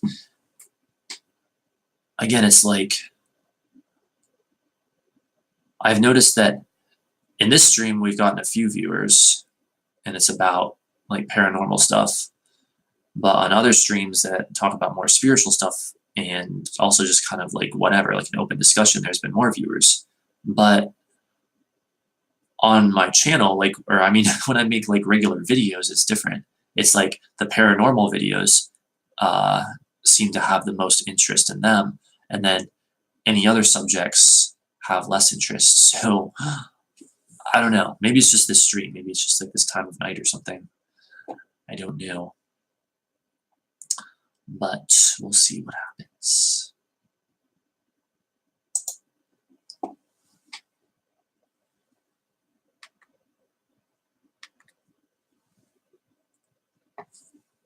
All right. This is ranker.com, and this is an article called 13 Darkly Fascinating Stories of the Michigan Dogman by Lyra Radford. What makes the urban legend of the Michigan Dogman so compelling is its plausibility. There have been far more sightings than Bigfoot, who is practically the poster creature for cryptozoology. While there's talk of supernatural origin, there are also more scientific animal-based theories for this creature's existence as well. Dogman sightings began in Michigan and then spread, with descriptions varying slightly, but the core characteristics remained intact. This can be expected with any growing, migrating, and evolving species. Dogman sightings usually occur deep in the forest, around logging camps, and out on isolated roads late at night. The mythical beast of backwoods folklore went mainstream in 1987 after the release of the song The Legend, written by Traverse City radio DJ Steve Cook. Cook pulled lyrics from Dogman encounters, and soon more people reported their sightings. But what are these witnesses actually seeing? Is it mass hysteria or a real creature? Let's explore the history of this cryptid and the various horrifying encounters people have had with it. Right, switch it over to something spiritual. I think that's cool. So, yeah.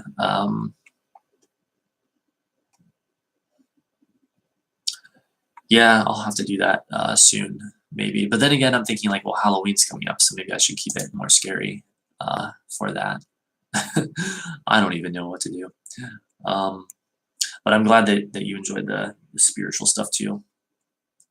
So honestly, I think that's where my primary area of interest is anymore. It's actually shifted a lot from the paranormal, and I feel like despite how much I've sort of talked about those subjects on this channel for some time now, I feel like some people still sort of don't realize that or don't get that I'm kind of far more interested in spiritual stuff, generally speaking, and understanding the nature of reality and hidden things in that area than I am in the paranormal, these days at least, though the paranormal is still very interesting.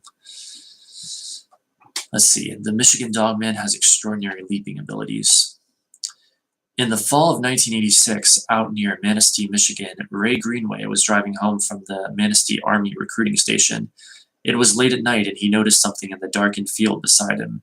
His headlights were reflecting off what appeared to be eyes, but they were much too high off the ground to be a deer. Suddenly, the unidentifiable creature began running towards him and made an incredible leap, clear across the two-lane road. There is no animal that it could be. I know that this was not a deer, Ray later recalled. He went on to describe its yellow eyes and its impossible leaping ability. I do remember that I saw both eyes, as if it was looking at me the whole time. That, along with the leaping ability, is what I will never forget. Wow. The earliest known Dogman sighting was in 1887. In 1887, the first known Dogman encounter was documented in Wexford County, Michigan. Two lumberjacks were out in the woods when they spotted a creature they described as having the body of a man but the head of a dog. Other sightings began to trickle in throughout the Upper Peninsula of Michigan, and locals found dog tracks in the dirt around several dead horses. The horses allegedly died of fright. Spooky. I'm doing good. Thank you. Thank you very much, sir. Dogman screams like an infant in the night. One witness claims a creature best described as a werewolf or dogman was stalking up the hill behind their house in the late fall of 2001. My stepdaughter and I were looking out the French doors to see a creature, black in color, like a big bear with haunches and the head of a wolf. While that was the first and only visual the Cass County, Michigan residents experienced, they can still hear it splashing around the 20-acre swamp land at night. Sometimes they can even hear it shrieking. According to them, it has the scream of an infant, loud and hysterical. Ooh, spooky. I think these are some of my favorite stories, Dogman encounter stories. You ever had anything happen that you couldn't explain happen? Yes, I have. In fact, I'll read one more of these stories, and I will tell you some of the inexplicable things that have happened to me. Not that there's many, and not that they're really that magnificent, but they're interesting, I think. Some believe Dogman is the spirit of Cheyenne warriors. Back in the 1860s, the Cheyenne established their own group of warriors known as the Dog Soldiers or Dog Men. Native Americans would spend years studying or becoming one with their spirit animal, taking on the mannerisms and strength of wolves or wild dogs. Allegedly, all the Cheyenne dogmen were killed off by the U.S. Army. According to lore passed down from the elders, however, not all of them died. According to legend, some of the dogmen actually shapeshifted into dogs and now roam the woods and swamplands. That's spooky. It's worth noting that while all witnesses of these half-dog, half-man beasts admit to feeling terrified, there haven't been any known deaths or serious physical attacks attributed to a dogman. This is thought to be because of the Indian belief that one must invite evil unto themselves. Therefore, the creatures cannot harm you unprovoked. Very fascinating. Yes, well, I would say that that belief is very accurate. Yeah, you must invite evil unto yourself if it is to harm you or really interact with you in any way. So here's the plan. My mouth is getting dry. I need a glass of water. We're getting blurry. So I'm going to take a little break, get a glass of water, then I'm going to come back, and I'm going to tell of a couple unexplainable things that have happened to me personally that were quite spooky and mysterious, if I do say so myself. So sit tight, and I'll be back in just like a minute or two.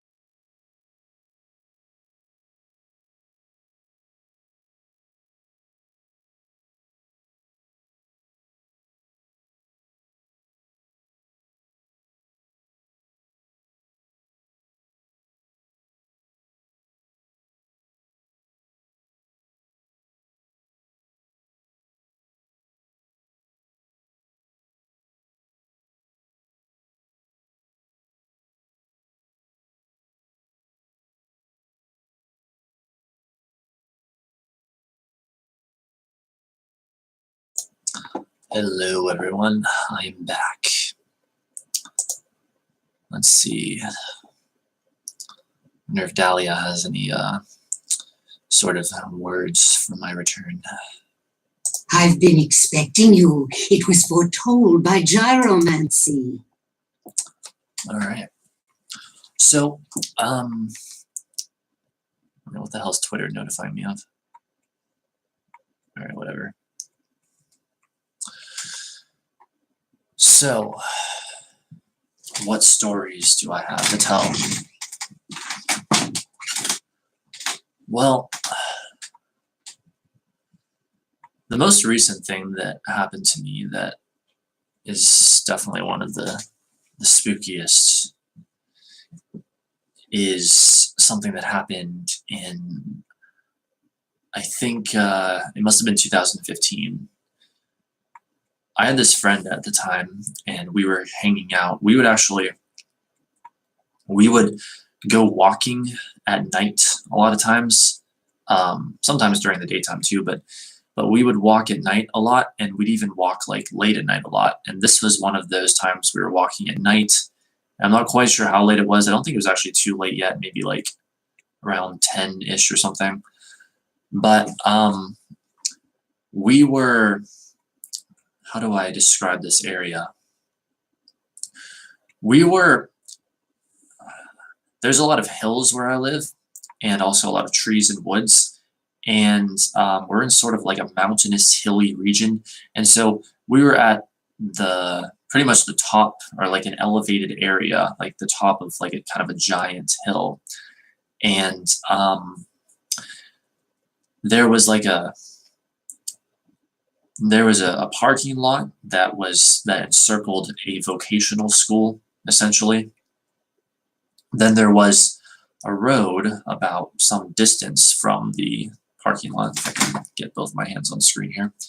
A road that was leading out of it that slanted down slightly and then curved around and headed further down. And you follow that eventually, and you kind of get downtown eventually with enough twists and turns.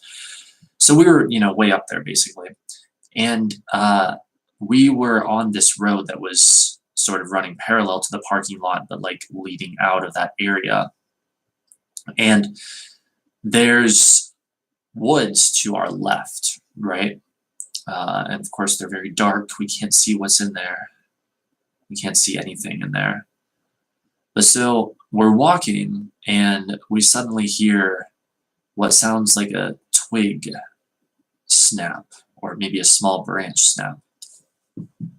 And we both notice it. We kind of think nothing of it. We're just like, well, that was strange, and we keep walking. Then about 30 seconds later, we hear, this time, what sounds like a loud metallic thump. Something that sounds like it could have only been created by some huge animal or something. Something that was very big in size would have had to have bumped into something in there, like some metallic something. It was a very metallic thud. And so he took off running, and which then made me just kind of run after him. And we don't know what the hell it was. I mean, it could have a logical explanation, it could have been, I guess, like a bear or something. And I mean, I'm sure it probably was, but still, it was so strange. It was almost like whatever it was trying to get our attention, or almost like trying to frighten us or something like that. And just the sound of that thud, it had to have been something that was very, very big. But we never saw what it was. We never heard anything more from it. We took off after that. So that was the end of that. But yeah, that's something I'll never forget. Like, it was very, very strange.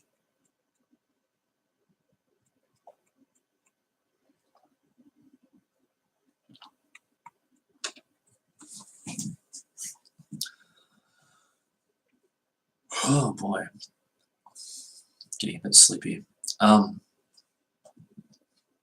there was another time. This was in 2009 when I was hanging out with this other group of friends, and we were hanging out in a cemetery because we were strange people who did that. And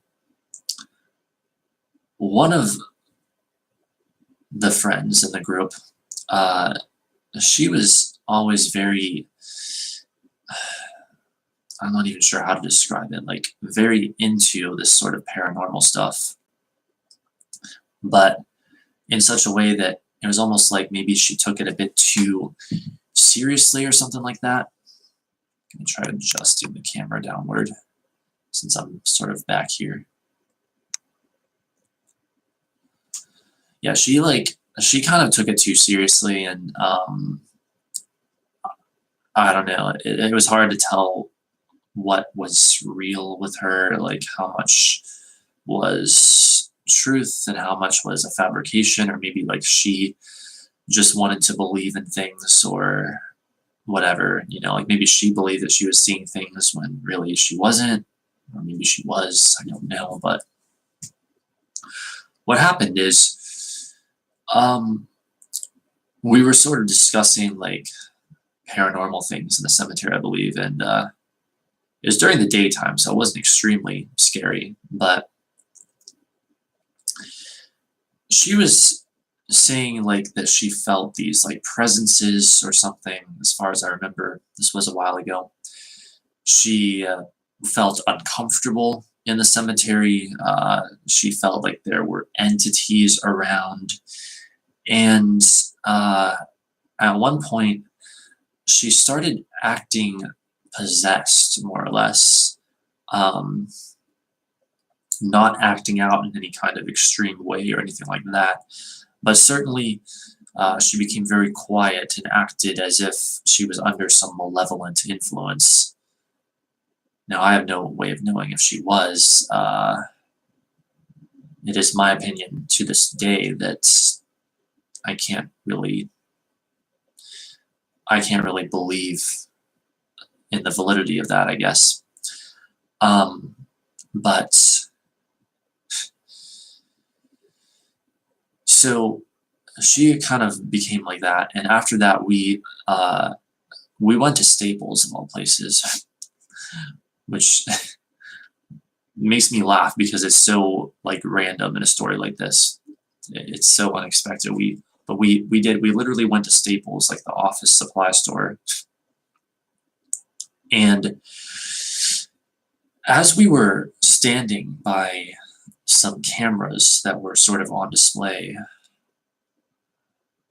and talking about this idea of spirits, and like, I think maybe we might have said something, or one of us might have said something like, did they follow us from the cemetery or something like that? And the friend who was acting possessed was still more or less acting possessed. At one point, all of a sudden, like right after one of us said something very specific, one of the cameras on the shelves fell off. Now, this wasn't a camera that was just like teetering on the brink or anything like that.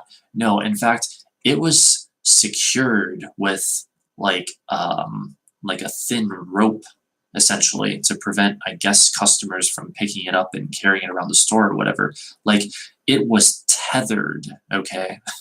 It was tethered to its place on the shelf. So it would have taken a significant amount of physical force to actually pick that thing up and move it far enough that it would then fall off of the shelf, and it was basically left dangling there from its thin rope or cord or whatever, from its tethering. And we all just kind of looked at each other and were like, yeah, that was really weird. And there's a chance she could have been if she had herself opened anything. Yeah, that is very true. That is very true. You invite things, you become a vibrational match, and they can interact with you, essentially. But, like, she was just the kind of person, though, that I couldn't tell what was real or not with her. I mean, I literally don't know. But you see, it seemed like I always attracted these kinds of people into my life, and especially at a time in my life where I didn't know what to think of it, because I didn't have like all the knowledge then that I have now. And so I didn't really know what to think of all these people, or why they were coming my way, why I was attracting them. And they're telling me all this stuff, like they see all this crazy stuff. I mean, I've had people tell me the weirdest freaking things that they claim to see that other people cannot see. And it's always been so odd to me because, yes, I have an interest in the paranormal, and yes, I have some fairly dark interests,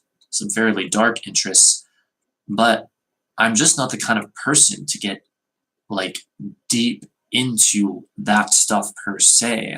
I'm the kind of person to get deep into the mysteries of consciousness in the universe and the hidden nature of things and how events come to be and how things manifest and thoughts and vibration and attraction and beliefs and psychology and all of these kinds of things. And maybe when it comes to paranormal things, what I'm really interested in is the connection between the paranormal and this other stuff.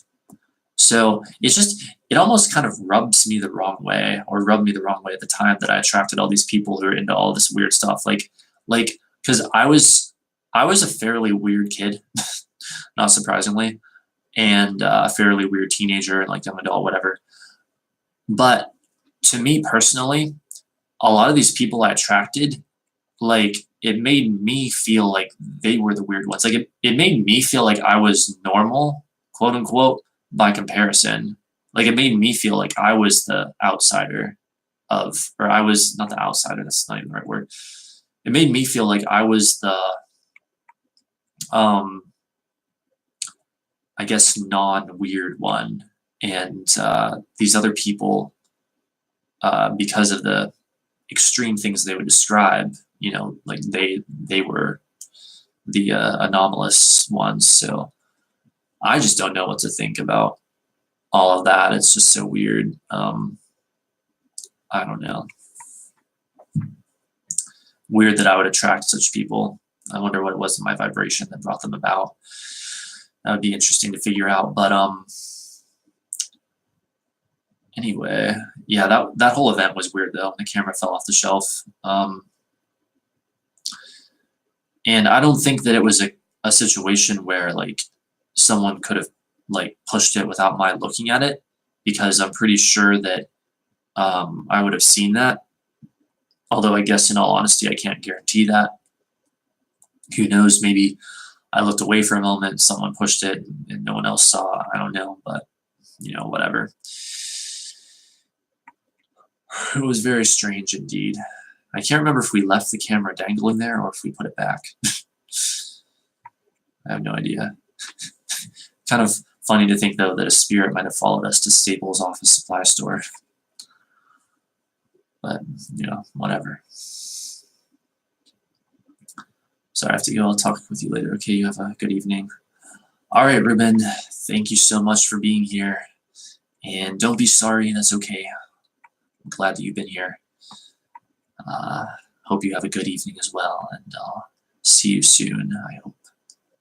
Have a good evening. So let's see here.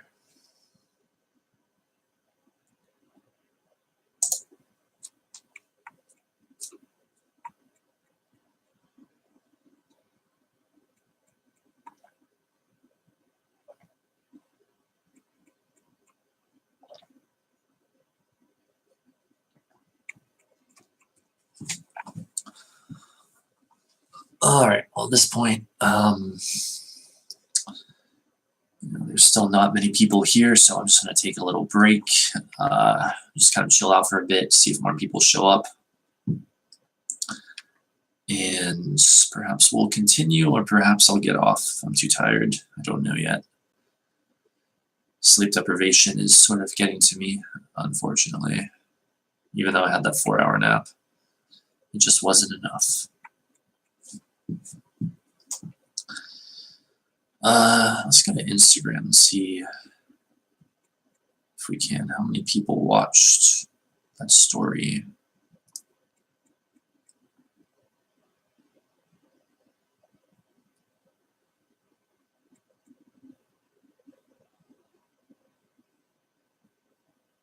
Seen by 21 people, it says. Wait. Hey everyone, I'm live on YouTube right now. We're reading scary paranormal stories. They're quite unsettling. You should come watch because everyone everyone who follows this Instagram seems to like paranormal stuff, so come watch me. All right.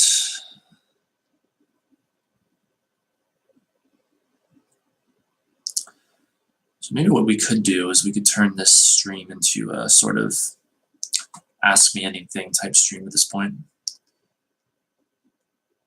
Maybe that would be more interesting. Just open it up to the chat for questions. Let's see if anyone's watching at this point and has any questions, feel free to ask. Though it says still not many people are here, so I don't know what to expect. Let me think if there's anything I want to talk about. Anything else before we look at more stories?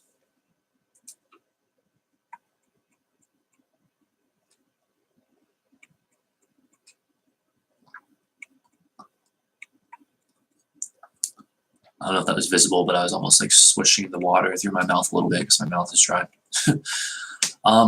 So recently in other news, I'm just going to do like a little interlude and see what happens, see if more people show up, whatever. Recently in my life, I finished the original series of Full Metal Alchemist for the second time, and that was very delicious. It was actually more enjoyable than the first time, interestingly enough. And I restarted Brotherhood, which I never did finish that before, so I still don't know how Full Metal Alchemist Brotherhood, the remake, how it ends. So I guess we'll just have to see. Hopefully over the next couple of weeks I can watch all of that and finally see what all happens in it.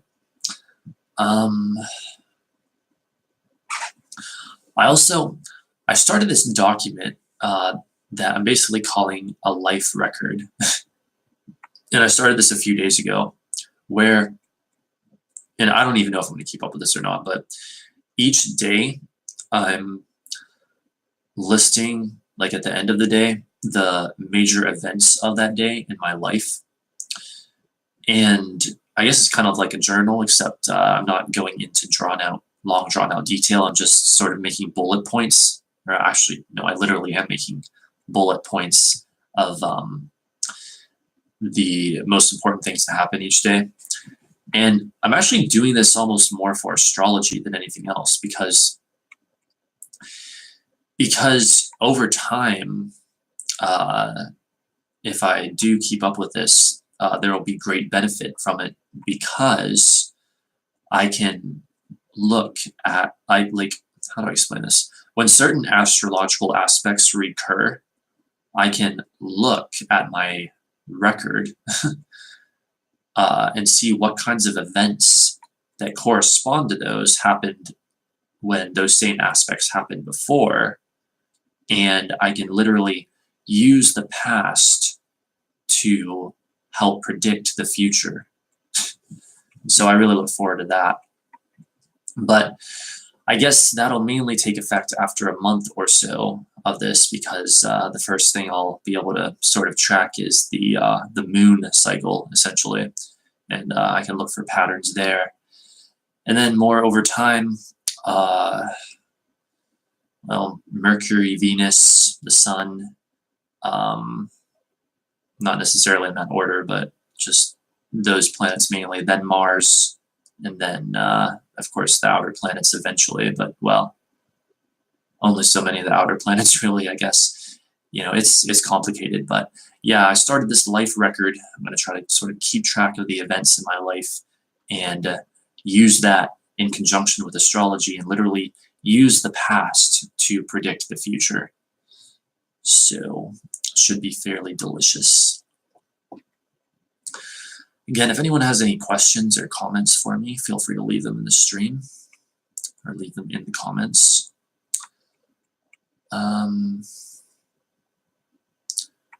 Maybe after a bit we'll get back to these stories, although I'm getting really tired.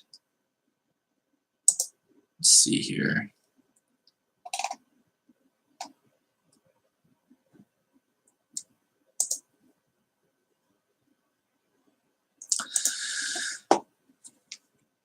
Yeah, you know what? Let's just get back to the stories. A dogman attack may have been captured by OnStar. The famous Dogman OnStar attack occurred in Troy, Michigan back in 2006. A man was driving down the road when suddenly what he described as, quote, great big dog that was standing up appeared before him. He instinctively swerved to miss the creature and ended up running off the road and flipping the vehicle over on its side. He and his passenger were not injured, and he was able to get assistance through OnStar. The OnStar recording of that conversation spread across the internet like wildfire. It says you can listen to it in the above video. Well, let's see if we can play it.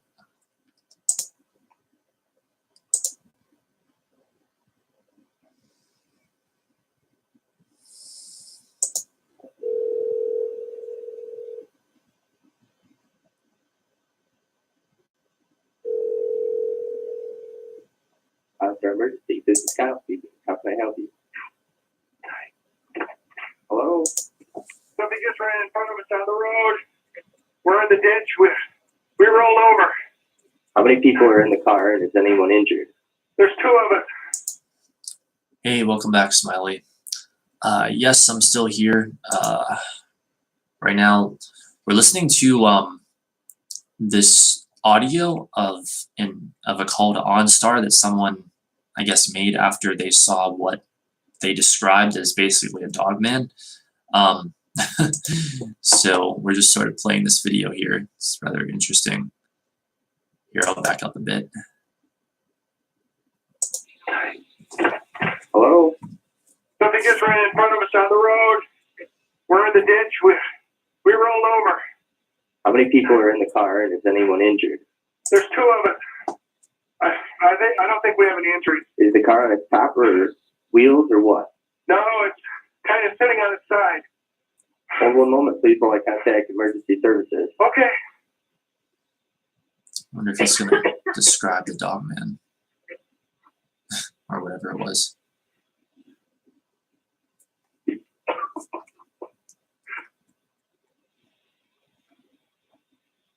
Okay, the state police should be on their way in a few minutes. Is everyone still okay? Yeah, I think we're okay. What ran in front of you? A deer? I don't know what the hell it was, but it was big. It looked like a great big dog. Oh, wow. Standing up. Was it a bear, maybe? Maybe, I don't know.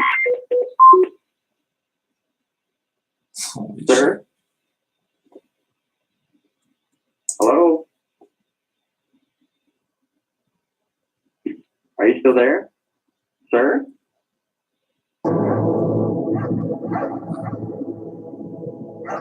Announce this.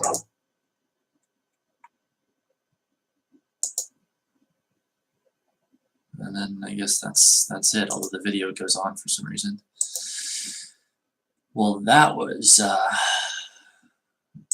weird. I wonder if there's any possibility that could be fake. Like, I guess it's too hard to tell, honestly.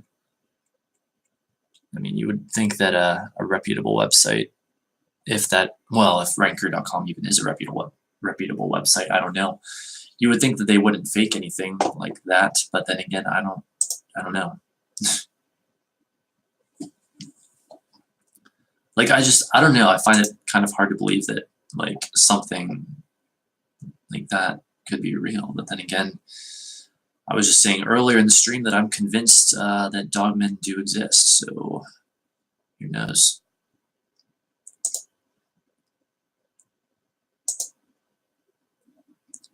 That's very weird. All right. The Michigan dogman prowls in 10-year cycles, according to legend. Was it a prank? Oh no, supposedly, at least according to the article I'm reading, that was a real call to OnStar from someone whose car was in an accident. Like, they saw something appear in front of the car, and, well, wait, let me just see what it says here. A man was driving down the road when suddenly what he described as a great big dog that was standing up appeared before him. He instinctively swerved to miss the creature and ended up running off the road and flipping the vehicle over on its side. So supposedly it's real, but again, it's the internet. It's kind of hard to tell what's real. But this next story is called "The Michigan Dogman Prowls in 10-Year Cycles," according to legend. Descriptions of the Michigan Dogman have varied over the years, so it's safe to say that if it exists, it's not a lone wolf. These creatures are usually described as having glowing amber or icy blue eyes, the head of a dog with vicious fangs, and a human torso. They can stand up on 2 legs and are somewhat between 6 and 7 feet tall. They are incredibly fast and allegedly have a horrible scream-like howl. According to local legend, the Dogman appears in 10-year cycles. Early sightings of the cryptid were reported all throughout Michigan, however, and soon spread to Wisconsin. Alleged sightings began to pop up all over the country soon afterwards. That's interesting. I don't know if I've ever heard that 10-year cycle thing before. By the way, if anyone watching has any questions or topics you want to discuss or ask me about or want me to look up, just go ahead and let me know in the comments. Robert Fortney fired shot at a smiling dogman. Back in 1938, a 17-year-old named Robert Fortney claimed that while standing near the Muskegon River in Paris, Michigan, he was confronted by a massive black dog. Fortney didn't report his encounter until 49 years later, but he swore the beast reared up on its hind legs and stared him down with piercing blue eyes. Terrified, he shot at the creature and it quickly fled. Fortney remained chilled by the event for years to come, however, later stating, "It may be that I was just scared, but I swear that dog was smiling at me." That's unsettling. The Dogman busted a 13-year-old girl trying to smoke. One particularly memorable Dogman account came from a 13-year-old girl named Courtney who lived out in Reed City, Michigan back in 1993. She decided to sneak out for a cigarette behind her family's house one winter, and she got the scare of her life. She claimed that a glint of light seeping out from the planks of an old abandoned barn that got her attention. She followed its movement, and slowly it dawned on her that something was there. She realized the 6-foot-tall thing hiding in the barn had the head of a dog and was staring right at her. She ran off, terrified. Later, her neighbor confirmed that they too saw a creature out in that barn. They described it as a buffalo-sized dog lurking in the barn. That's freaky. I'm pretty sure I've heard that story before at some point.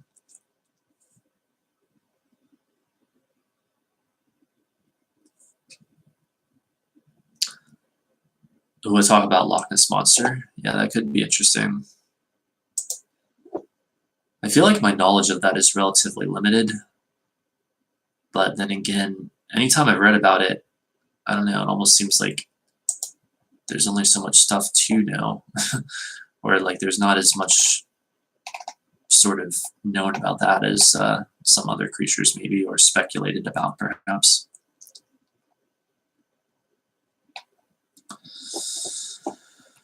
The Dogman has incredible speed and seems to enjoy darting out in front of cars. Rhonda, a resident of 3 Lakes in Michigan, had a Dogman encounter in the fall of 2009. She was traveling on US 41M with her son when the beast ran across the highway near Tioga Creek. We were very puzzled and thought it might be some mutant wolf and could not figure out what we witnessed. She went on to say the beast, quote, ran fairly fast, about 50 feet in front of our truck. It was so strange because the front of it was much higher up than the back, larger than a wolf. She claimed she never heard of the Dogman until after this incident. After reading descriptions and stories online, she was able to confirm for herself that the creature she encountered was a Dogman.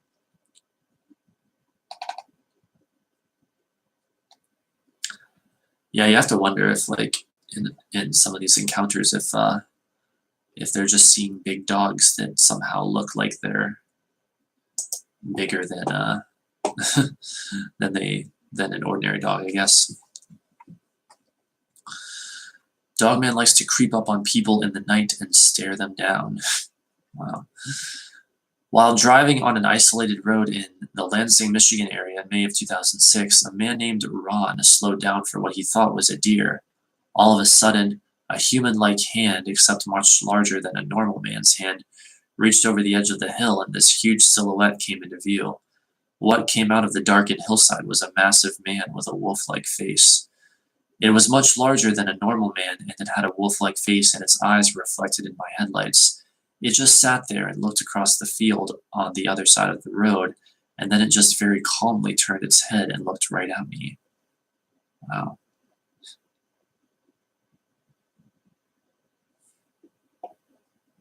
Wait, even though I know Loch Ness Monster is pretty much non-existent, I still love discussing it, lol.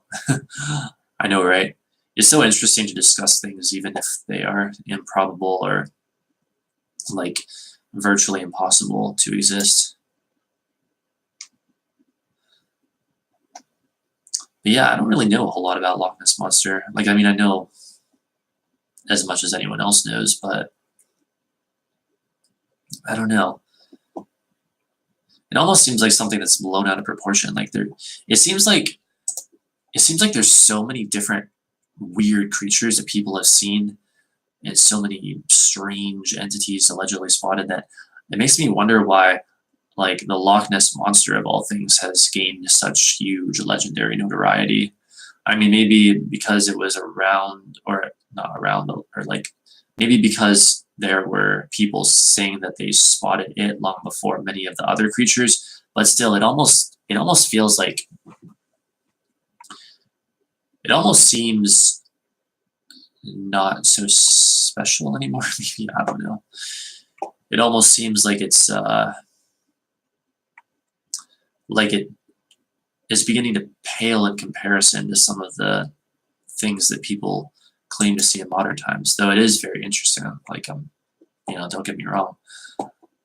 It is definitely some interesting stuff. I think one time I read an article about it having to do with allegedly some cult surrounding it or something. I just can't remember, but it was very strange. Like some cult located right in the area of Loch Ness or something. Let's see, I need some water.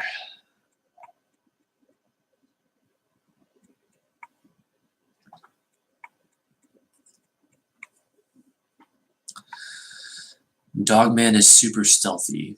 At first, Chuck thought he spotted a moose as he approached Nestoria Road in Baraga County, Michigan. It was a bit foggy and dewy that early morning in 2011, but Chuck knew he saw movement just off the edge of the road and into the woods. He stopped at the intersection, waited, watched, and nothing happened. As soon as he picked up speed to leave, the creature reemerged. Immediately, this animal ran out of the woods in front of my car and jumped across and was gone, almost like it vanished through an invisible wall. In a state of shock, he observed the creature. He'd never seen anything like it. It was on all fours and had back legs like those of a large man. It had jet black fur and looked like a very large wolf, other than the back legs and the human-like rump. There was no tail. The profile of the head and snout were that of a wolf. It didn't make a sound. Interesting stuff.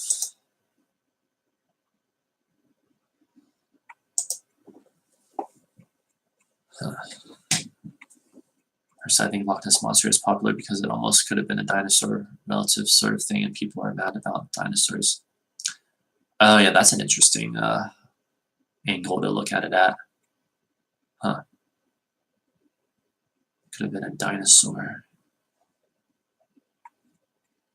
That would be insane if we ever discovered like dinosaurs living in remote areas of the world. Like, I don't even know if that's scientifically plausible or not, but I don't know. From what I know, they were basically accustomed to very warm and like tropical, or I guess tropical environments, like very warm environments. So I don't know, maybe some places in like Central America or something. I mean, who knows? I guess I'm not sure how much some of the jungles and whatnot out there have been explored in those areas. That'd be crazy. Of course, there are people who claim that they've spotted things like like pterodactyls, basically, or at least things that look like pterodactyls. So I don't know what to think of that, but that's fascinating to consider. So this title reads "The Best of Bray Road" might be the Dog Man, but I think they mean the Beast of Bray Road. But anyway, whatever. Here we go. The bipedal, dog-headed humanoid creature known as the Michigan Dogman was originally only spotted throughout Michigan, hence the name. However, it's possible the same species has been given different names in various areas. The most prominent example would be Wisconsin's Beast of Bray Road, which has been described by most eyewitnesses as a werewolf. Some have likened it to a Sasquatch, and others describe it as some kind of bear hybrid creature or a massive prehistoric wolf. The Beast of Bray Road is said to possess a combination of human and wolf qualities. Like its neighboring cryptid, the Dogman, it likes to leap long distances. In this specific case, it likes to leap across Bray Road, scaring motorists in the night. Yep, that's what it does, allegedly.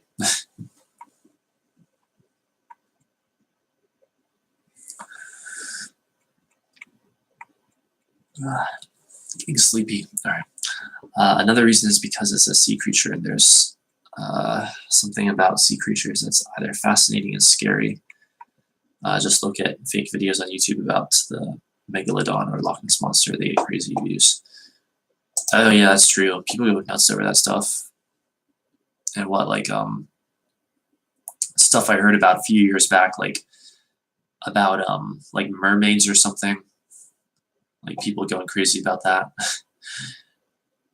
See, I think it's interesting how much that stuff captivates our imagination. Because my theory, and of course this is always my sort of approach with things, is could it be that the reason that such things captivate our imagination is because we have some deep buried, like, cellular and or subconscious collective memory of such creatures existing at some very distant time in what we would consider the past in our terms. That's what I wonder about. Are these memories of things that once existed? There are scientific theories as to its origin. Clearly, the most obvious explanation, if one believes these creatures to exist, is that they are simply an undiscovered breed of wild canid. Many have claimed the Dogman is actually a prehistoric wolf similar to an Amarok, or that it's a dog-coyote hybrid. Assuming these sightings are genuine, it's also possible that normal creatures of abnormal size are being misidentified, or that multiple creatures are being wrongfully labeled as the same creature. This theory would account for most witnesses describing a wolf-like animal, while every so often someone claims it looked like a massive malformed member of the bear family.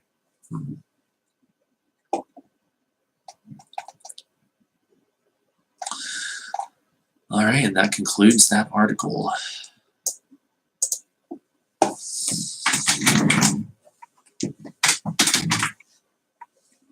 Oh boy. It's late, and I'm tired, but streaming is so much fun, I don't want to leave.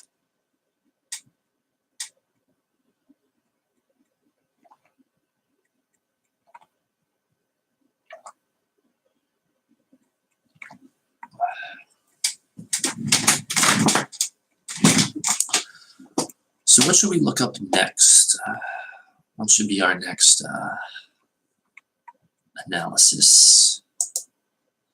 I mean, if you want, I can look up things on the Loch Ness Monster. Wait, what's on this site? The Black-Eyed Children, that's always a fun subject. Let's look that up real quick. Just because it's appearing on this site, ranker.com. 10 terrifying stories about the Black-Eyed Children. Creepy stories about black-eyed kids have several things in common. First, it seems to take a while for people to notice the children's eyes. You would think that would be the first thing you see, but somehow the children seem to be able to temporarily shield their eye color even from those looking directly at them. Another common theme is the instant feeling of unease and dread that people experience the moment they get close to one of these creepy children. They don't need to see their eyes to know there is something wrong with them. The mind may not be able to immediately process what exactly is going on with the black-eyed children, but in most of these stories, survival instincts kick in pretty quickly. For most of these witnesses, it's a primal, full-body experience of terror. Wow. An interesting theory out there. Personally, I wouldn't consider them ever appearing in my past life memories. So I'm straying away from the dogma and stuff. I'm clueless about that thing. Yeah, that's okay. Don't worry about that. These black-eyed kid stories are always freaky. Yeah, and the thing about like past life memories is my thesis is that we create the past from the present. And so one person's past may be different from another person's past based on what realities they're tuning into. As heretical as that might sound, that is, well, that's my story and I'm sticking to it basically. Just look up Loch Ness Monster if you could. All right, I'll do that. We'll read some of this black-eyed kid stuff and then we'll look up the Loch Ness Monster. Let's see. The children try to get a young man to walk them home in 1950. One of the earliest recorded sightings of black-eyed children was back in 1950. A 16-year-old named Harold was strolling up the street to his Virginia home when he noticed a boy leaning on a nearby fence. Harold was a bit startled. He paused and said hello, but received no response. He turned to leave. Then the mysterious boy finally spoke. "I want to go to your house. You're going to walk me up to your house." That was when Harold noticed the boy's eyes. They were pitch black. All his instincts screamed, "Run!" Yet he just stood there.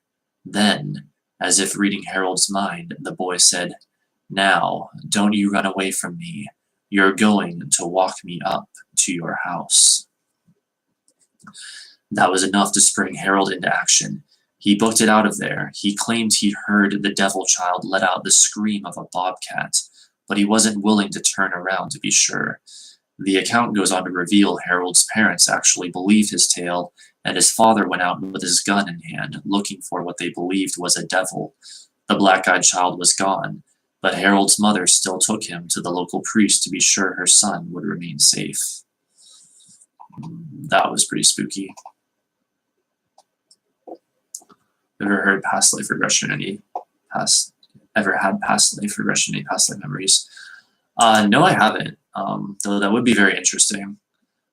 The thing that I think about past life regression, though, is I have to question the reliability of it, even though I do basically believe that we do have what we would call past lives in our terms. My issue with it is when someone gets a past life regression, I question how one can be certain that they're actually tuning into one of their own past lives or someone else's past life, or even just some other aspect of their mind entirely. So I definitely find stuff like that very interesting, but I also have to be kind of skeptical of how much of it we can actually attribute to any one individual, basically speaking.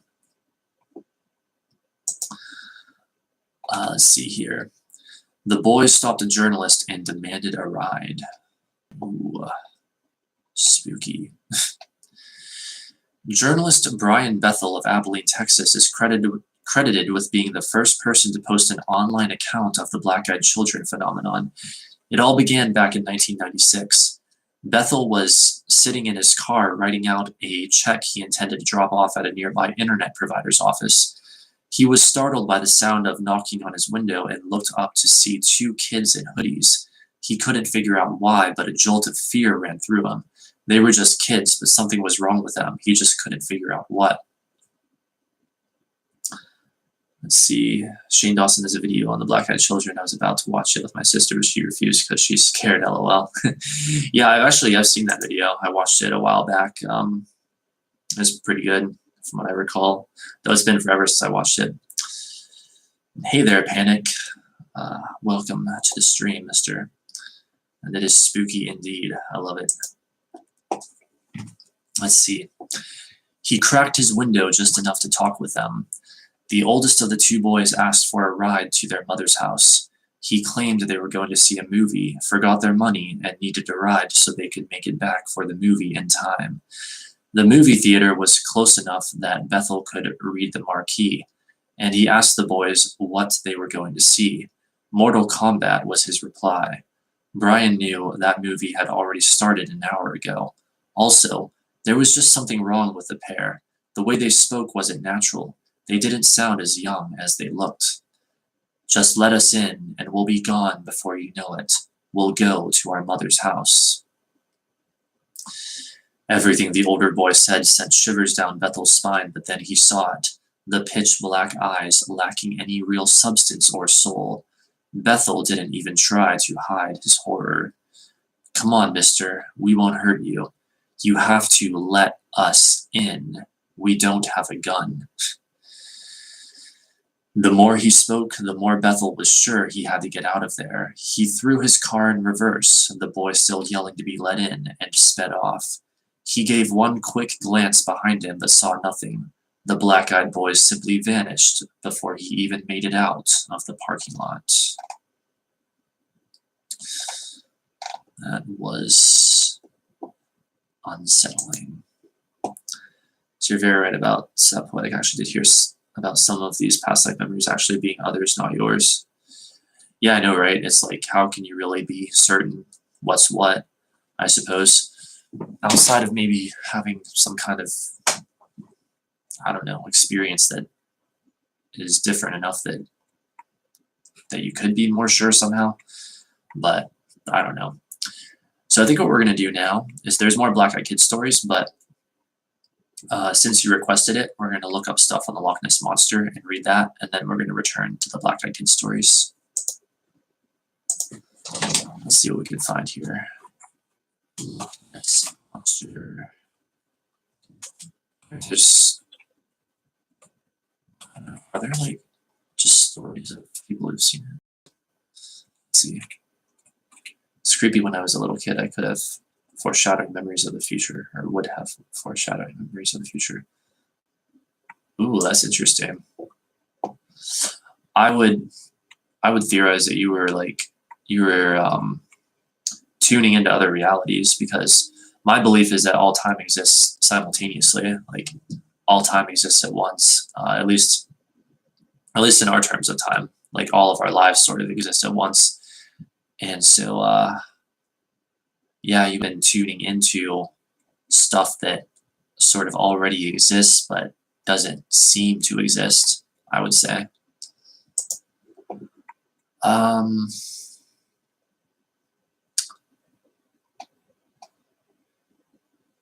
Let's see. There's a lot of just like sort of news articles appearing on it, I guess.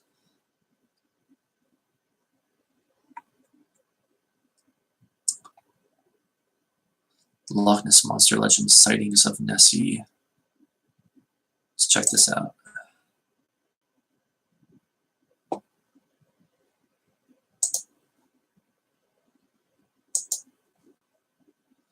Myths and legends. Scan this real quick.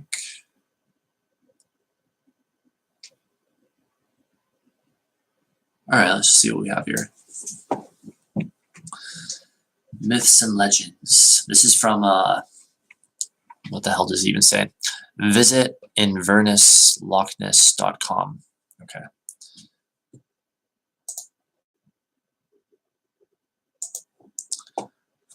All right.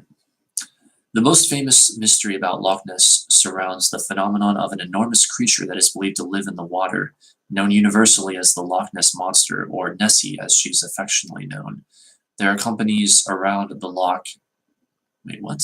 There are companies around the loch are more than willing and capable of offering you differing views about the Loch Ness Monster, not least of which are the Loch Ness Center Exhibition, or whatever. Let's see.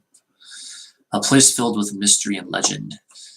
The first recorded sighting of the monster was in 565 AD when it was said to have snatched up and eaten a local farmer before being forced back into the waters by Saint Columba.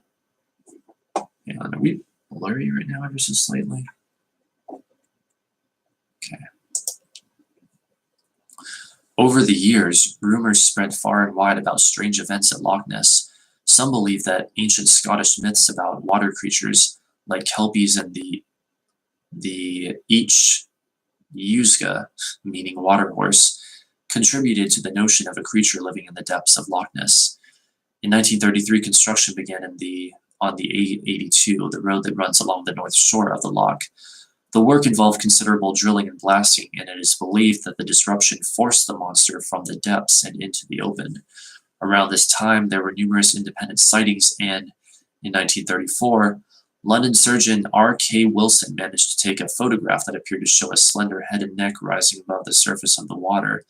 Nessie hit the headlines and has remained the topic of fierce debate ever since.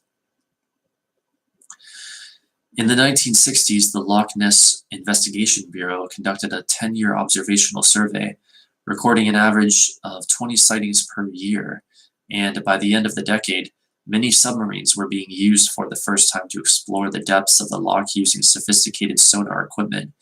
New public interest was generated in the mid-1970s when underwater photographs of what appeared to be a flipper were made public.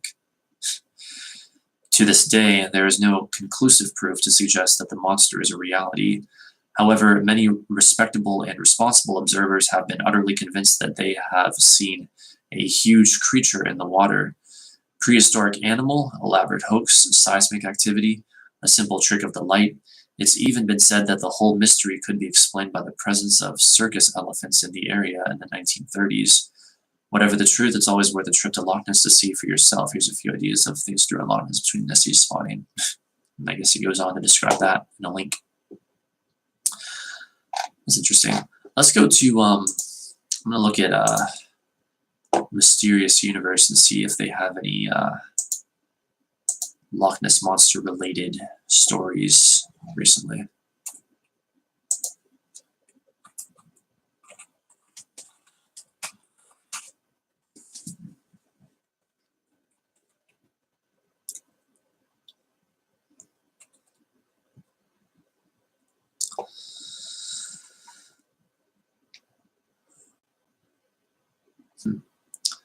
New Nessie movie to feature actual Loch Ness Monster hunter. Ohio woman finds a Loch Ness Monster without leaving home. Loch Ness Monster worth $53 million helps sales of Loch Ness absinthe. 2 Loch Ness Monster photos taken in one day at the same spot. Let's look at this. Ohio woman finds Loch Ness Monster without leaving home. Sounds very, very strange.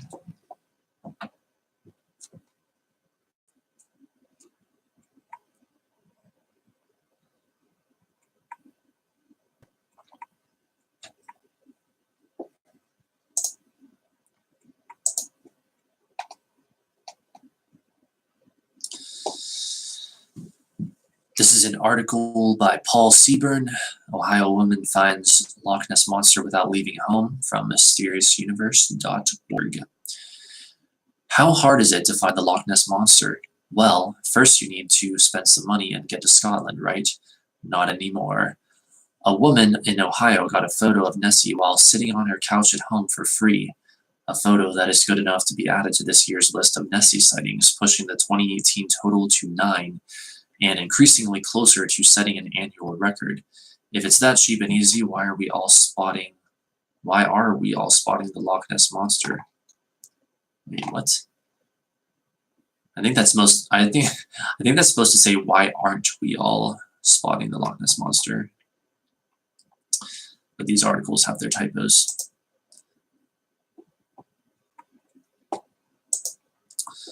Quote, as a result of a recent loss of employment, I've had a lot of time open up. I had been searching for Nessie on and off for the past few weeks, spending an hour or so a week on Google Earth as well as other places I like to visit in the app. I had seen some of the latest Nessie sightings and thought that I can definitely find a better image of her than that which I used for motivation to challenge myself to find her.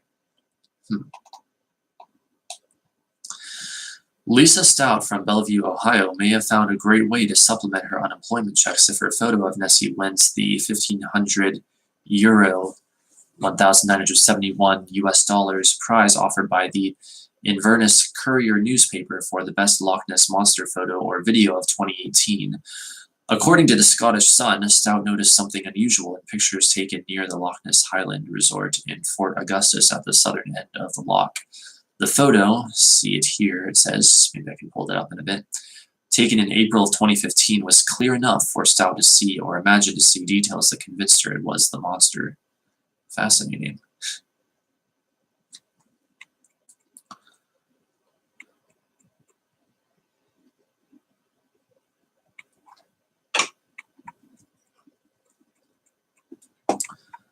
So let me see if I can maybe turn the camera to show this picture on the stream. If I can pull it up.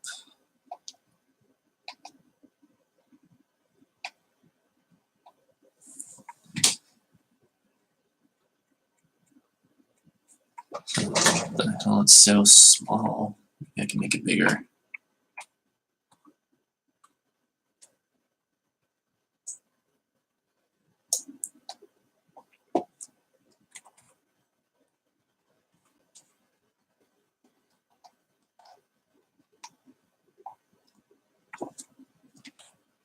Make this as big as I can.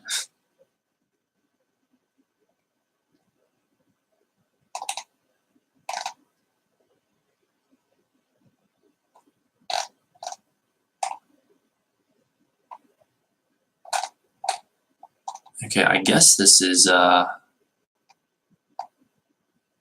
photo. Why is it saying before and after? Hang on.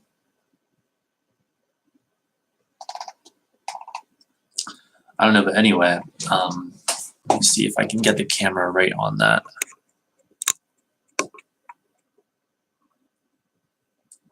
Let's see.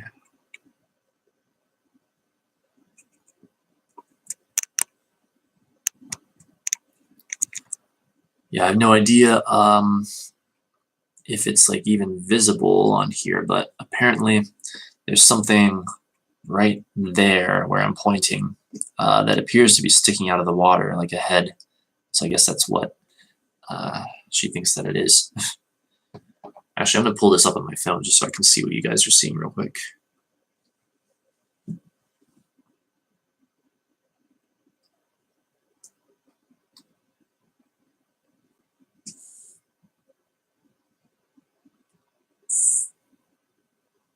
Okay, yeah, I guess it is visible from what I can see.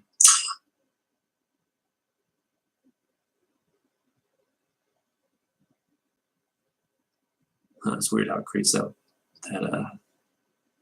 sort of picture-in-picture effect or whatever. They exploit the shit out of the monster, not surprised if a lot of these sightings and photos are fake, lol. I know, right? It's so hard to tell on the internet. I mean, honestly, it's like, don't even get me started about how difficult it is to sort of discern the truth on the internet, or if there even, well, don't take this the wrong way, but if there even is a truth to discern, basically speaking. All right, get this back on me.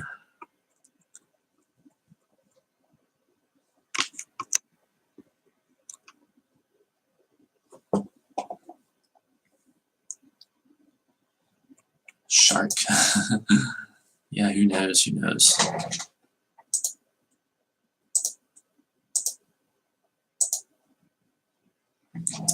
All right, now where were we? Here we are. Quote, the object is at least 3 to 5 feet tall, which I believe to be Nessie's neck, and it also appears rather flat, giving the neck a width of at least 1 foot. It looks like the inner part of the neck, and at the top there is a glare on the right side of what appears to be her head, but on the left side there may be evidence of an eye and partial lining of the mouth. There appears to be a large crease in her neck, and skin appears rough/scaly, whereas the rest of her body appears smoother. She sees a neck, an eye, skin, and even the lining of its mouth. She even believes that part of the monster's body is showing next to the neck. Quote, I was unsure at first if what I was seeing was a right side fin in the image, but now I more so believe that it may be more of the main body that you can see along the surface of the water. What is Stout seeing in the Google Earth photo? Quote, this is a really unusual phenomenon, and our panel can't explain what Lisa has spotted, therefore we are listing it as a sighting. However, it may be that by doing this, someone else across the world can come up with an explanation. That comment comes from none other than Gary Campbell, the recorder and keeper of the official Loch Ness Monster Sightings Register, who actually has a panel that helps him decide what these photos are or not. This one is not a log or a branch, so it's either Nessie or a hoax. Quote, anything that is later proved to be a hoax or can be subsequently explained is removed from the register. Stout just needs it to stay on the register for the prize, or for the, what am I saying? Stout just needs it to stay on the register for the rest of the year to be eligible for the €1,500, 1971 US dollar prize. Is it getting too easy to obtain alleged Nessie photos that are vague enough to avoid being identified? Earlier this year, a man sitting at home in Ireland watching the live feed from the official Loch Ness CCTV live cam recorded a 10-minute Nessie-ish anomaly that Campbell accepted and called a quote-unquote feature film. Now a woman in Ohio finds a 3-year-old Google photo of something slightly more monster-like than branch-ish, seal-ish, or bird-ish. Shouldn't you at least have to be standing on the shore? And that's how it ends. Okay, well there you go. People finding alleged Loch Ness Monster photos on Google Earth these days. One more way in which technology has kind of taken over things, apparently. Let's see. I know this reminds me of things that not even related to the internet. It's a movie, and you guys probably know about it. It's fake, but I thought the whole thing was real the entire time. The movie's called The Fourth Kind. Oh, that movie. I remember that thing. That was weird. Yeah, like I saw that when I was I don't know, not used to all the fakery that exists in the world yet, and so I think I fell for basically the whole thing. Like I saw it so long ago though, and then I looked up stuff on the internet about it afterwards, and I was able to figure out that it was fake very fast. My video appears to be lagging on my screen. I don't know if it is for you guys or not. That's very strange. But yeah, like, isn't it? I don't know. Like, it rubs me the wrong way that people will try to fake movies like that, you know, or like fake something like that. They literally made it seem like an actual documentary, but it was all completely fake documentary. But effective at scaring people, basically. No, at least it wasn't one of those found footage films. Don't get me started on those. No offense if you like them, I just personally don't. Or it's not that I'm against them per se, but I'm against the overuse of them. I'm against how, like, for so long it was like every other new horror movie was a found footage film, and I just think it's ridiculous. I think The Conjuring was like that. Found footage, or like a fake documentary. I saw The Conjuring a long time ago, but I can't remember. Can't quite recall everything about it. Was that like a found footage? I can't remember.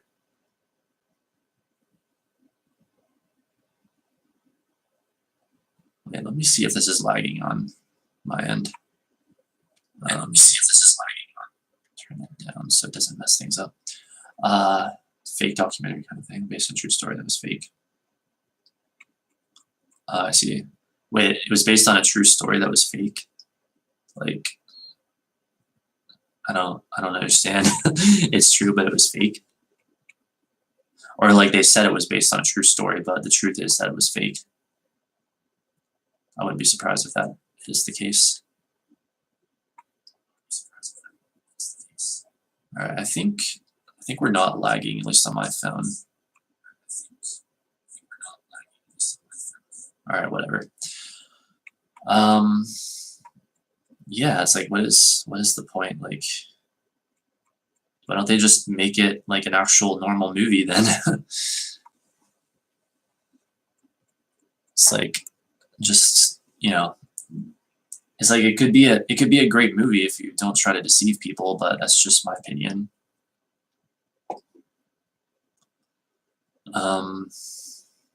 But I didn't like how The Conjuring was.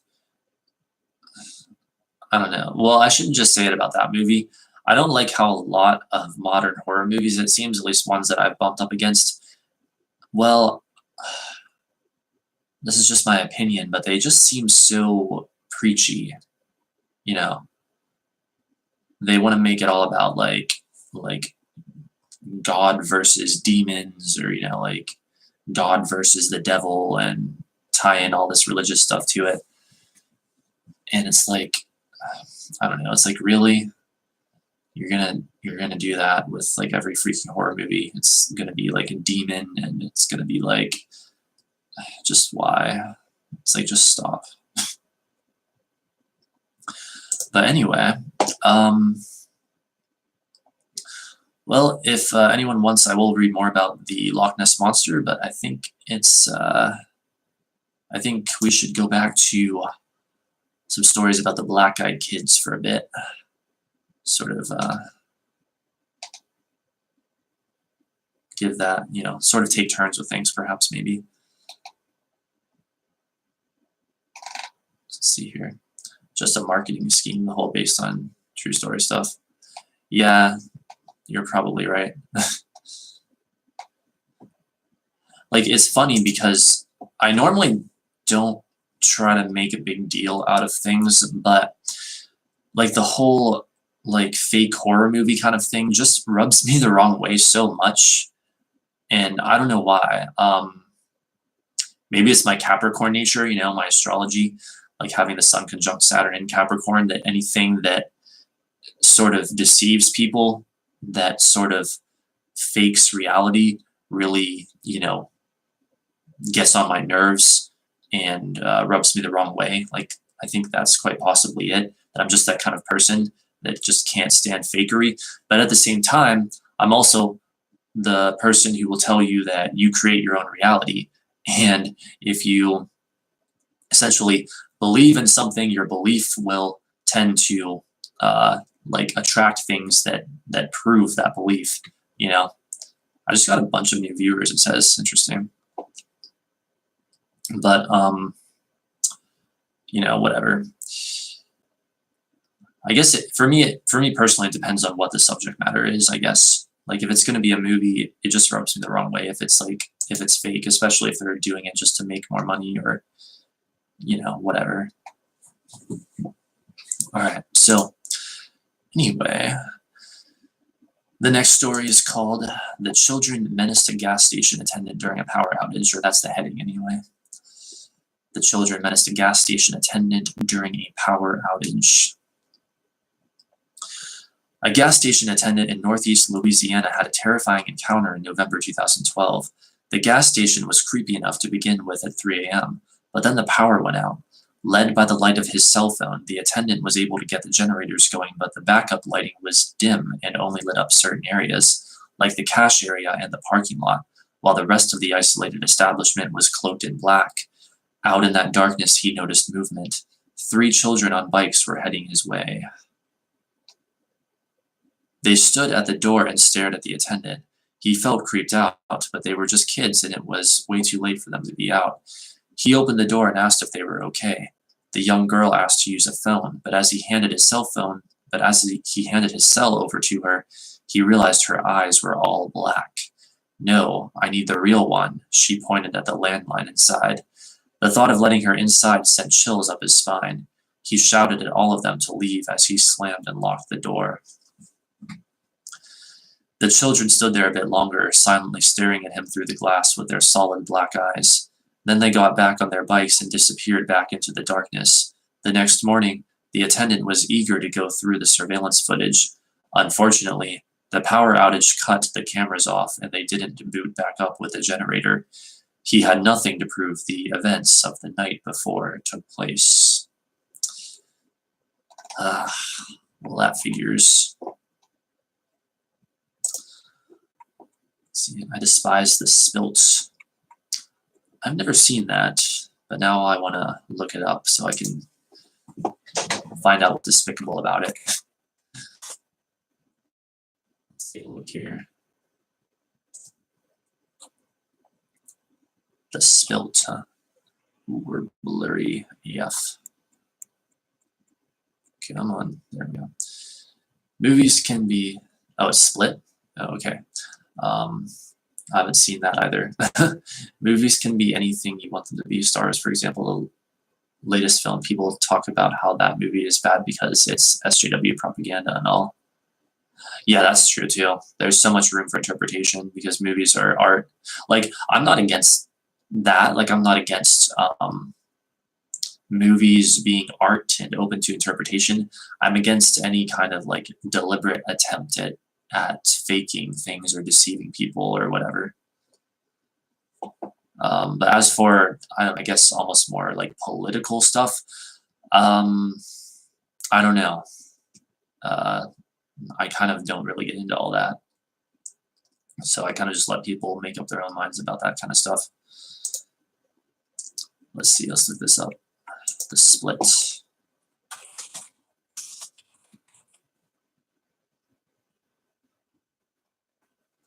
Huh. It's not on Blu-ray. Let's just Google it. 16 American film.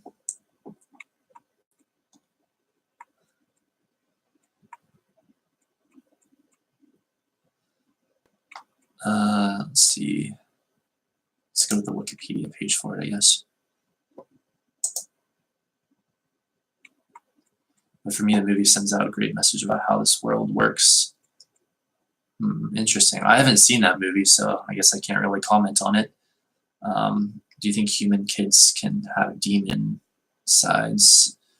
Hang on, let me fix this blurriness. Do I think human kids can have demon sides?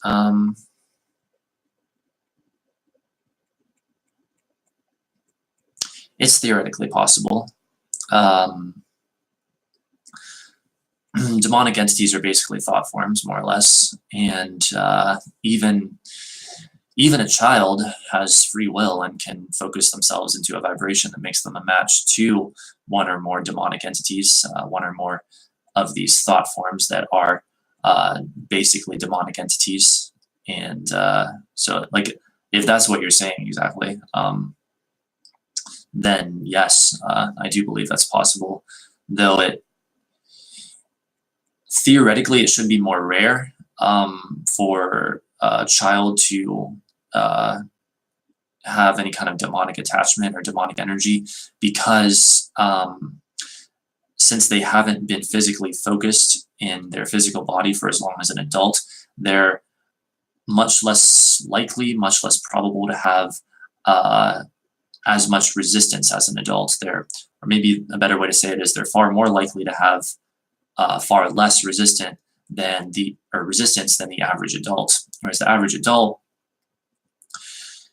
well, it's a huge subject, but some adults can acquire so much resistance in their vibration that they become a match to all kinds of negative stuff.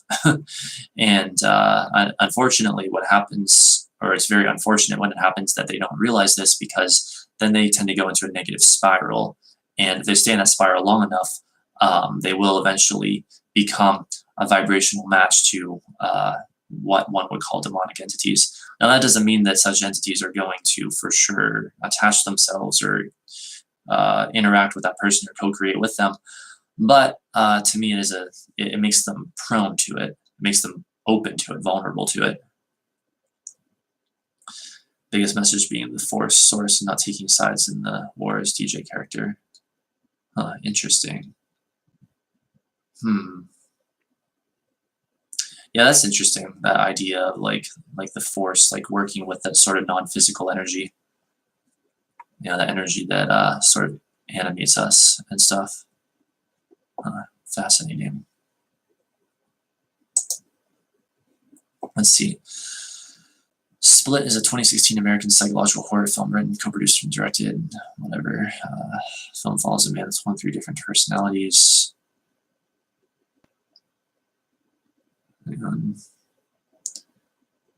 Film received generally positive reviews. There was performance earning high praise, and some critics labeling it a welcome return for. Although some criticize the film for its perceived stigmatization of mental illness. Interesting. That's never a good thing. That's how you break down everything to energy. It's a great way to explain things. Thank you. I'm glad you enjoy it. Well, the thing is, first of all, it's my main. That kind of stuff is pretty much my main area of study, or at least one of my main areas of study. And second of all, it's something that I do want to communicate to the world. Like if I have something I want to sort of wake people up to, or if I have a number of things, perhaps one of those things would be this, is that there is nothing really outside of the subject of energy and attraction and vibration. Like I would challenge anyone to name one thing that has absolutely nothing to do with attraction or vibration or energy, because it's literally everything. Like you can't separate it, you know, like this, because I've talked to people who wanted to talk this way before, or who wanted to say things like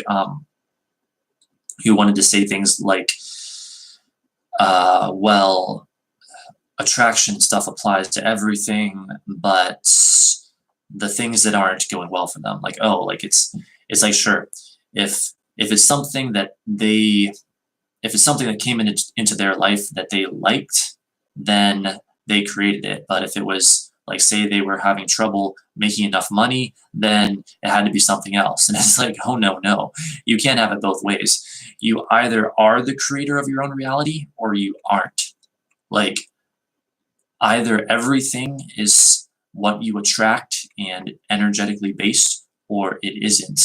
Like there's nothing outside of this. And so I just think it's so funny, like, and I mean, I understand why people do it. They want to argue for their limitation because they're frustrated that they haven't found a better way, or that they haven't figured out a way to create things that they really, really want.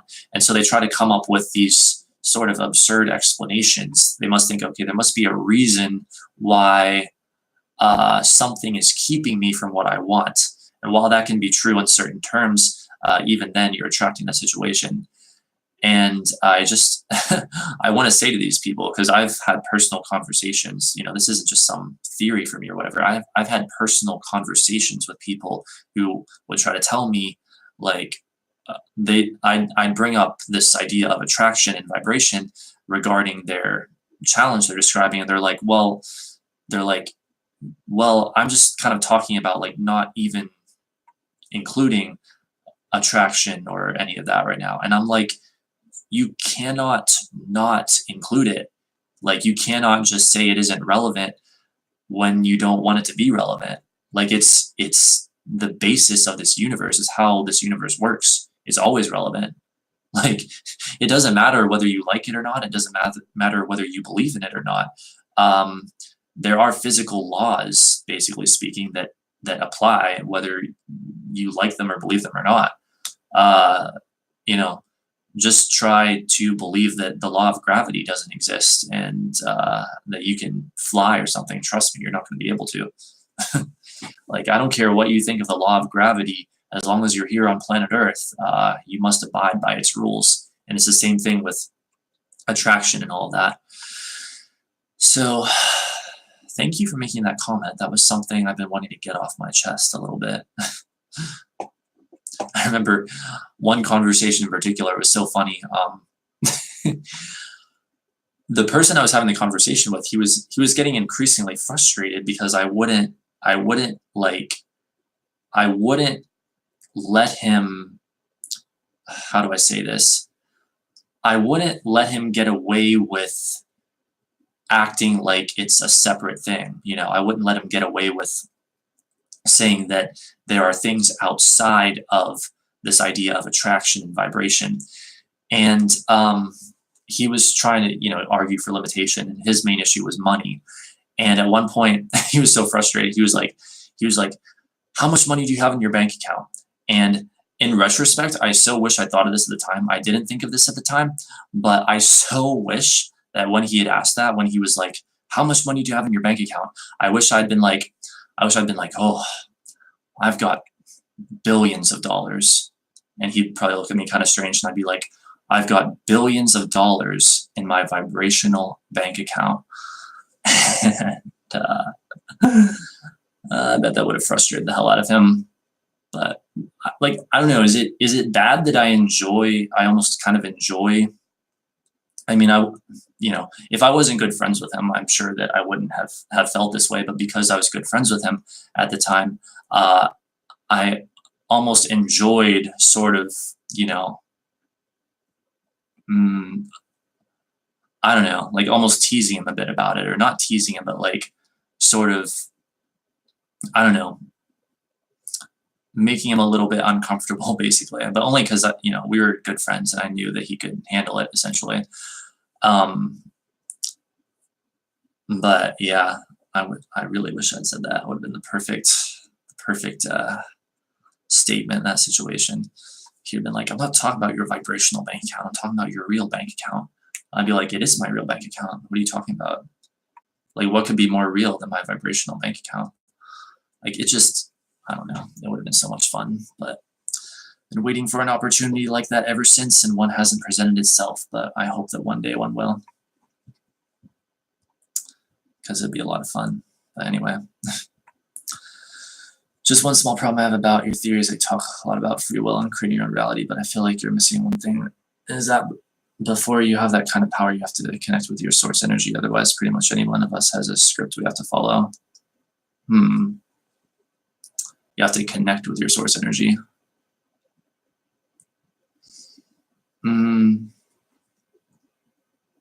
I can sort of understand that perspective. Like, no, I think I pretty much agree with you, actually, because, well, that's why I try to explain to people that you do create your own reality, because when you're locked into the perspective that you don't create your own reality, you're usually just going on autopilot, and so you have free will, but it's perfectly possible to create the illusion of not having free will and of not being the creator of your own reality. But even then, I would say that is a creation, just on a much more subtle level.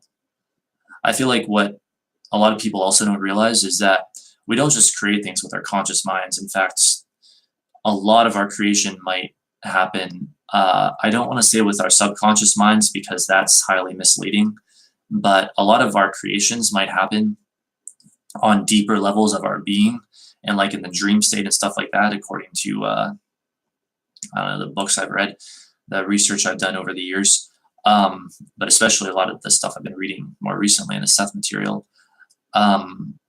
So I don't know, it's a huge subject. Like, a lot of people have heard the idea that we create our own reality, but I feel like a lot of people are only just beginning to understand what that really means.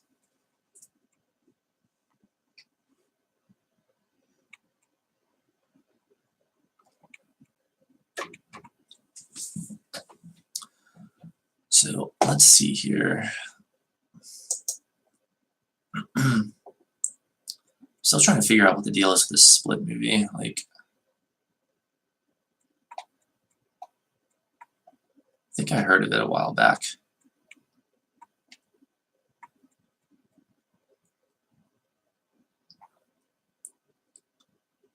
Wait, let me look at the Wikipedia page of the director. So why does that name sound almost familiar?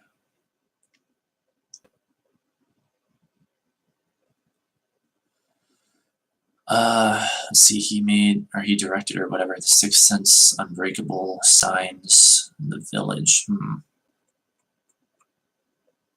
I've seen the sixth sense signs in the village, but not for a very long time. I liked signs. I had somewhat mixed feelings about the other two.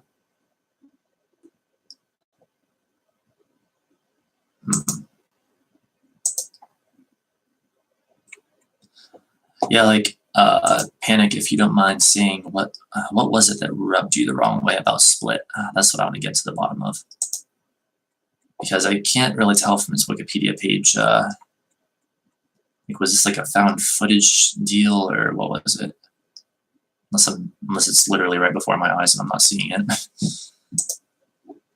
And not necessarily a script. You know how we are all born with personalities, and that dictates your realities, like you have stated many times. Oh yeah, the idea of personality and stuff like that. Well, that gets into the idea of certain, like, I guess what I would call pre-incarnational intentions. Like, hang on, let me sort of fix this. Like, everyone is going to incarnate with a specific astrological configuration in order to have the kind of general experience that they want to have, I believe. Like, what else was I going to say about that? I don't know. I'm extremely sleep deprived right now, so I don't know if I can give you the best responses, but yeah, like, there's certainly going to be vibrational predispositions. There's going to be collective agreements on things.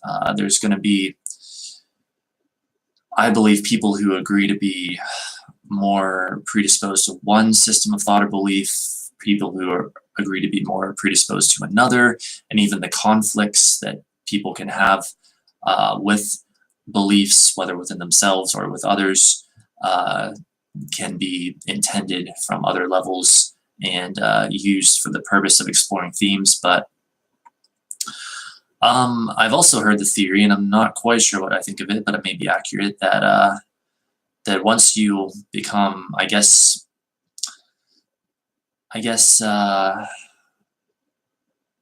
awakened enough that you can sort of transcend your astrological energy.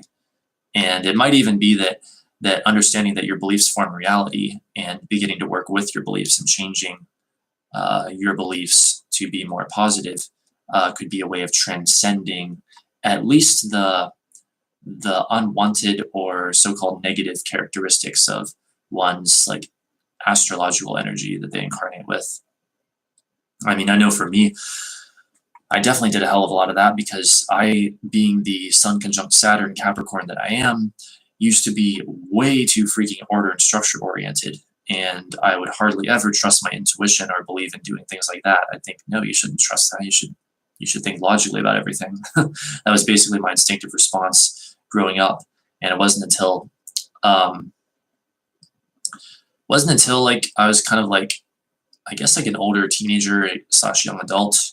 Like, it happened in varying stages, but that I began to realize that that was not necessarily correct, and I needed to incorporate my intuition and stuff like that. And actually, if I'm being perfectly honest, my conclusion by now is that doing things in a very order and structure oriented and systematic way is, like, extremely disadvantageous and slows things way down. And it's actually, I find, far more efficient in many, if not most, if not virtually all cases, to do things intuitively, to sort of let your excitement surrounding things be your guide, rather than trying to systematically figure everything out. However, in systematically trying to figure things out, there is an element of deliberateness to that, like deliberate creator type of intent with that. And so I believe that fits into our human experience here as well. So I'm certainly not trying to negate that, especially since it's basically my own energy. Let's see here. For each personality, there's different reality being created. That's why some people manifest easily and some don't. That's because some of personalities allow them to manifest things easily. I would say that if you can change your personality, you can very easily change your life situation, but change your personality is challenging. But eventually, I don't think you have to change personality anyways, because for any personality, I believe we all can have the best reality that is suited for us. Yeah, I think I basically agree with that. It's like, it's almost like there's a refined version of Capricorn, there's a refined version of Gemini, there's a refined version of Scorpio, there's a refined version of Cancer, there's a refined version of like every sign of the zodiac. And by refined, I simply mean more enlightened and more having changed negative beliefs to positive beliefs, have gotten in touch with one's own beliefs and learned how to take creative control of one's own reality. You know, like I still feel now, even after having done a lot of this and worked with a lot of this for years, very much like a Capricorn. It's like, don't get me wrong. Yes, I've learned how to activate my intuition and creativity and not just be so much focused in the left brain, but also the right brain. But I'm still very much anchored in that Capricorn energy. So it's still my personality. It's just that now it's like I'm more, and I would say much more refined. In fact, for us Capricorns, incidentally, one of our biggest challenges is negative beliefs, or I should say pessimism, basically.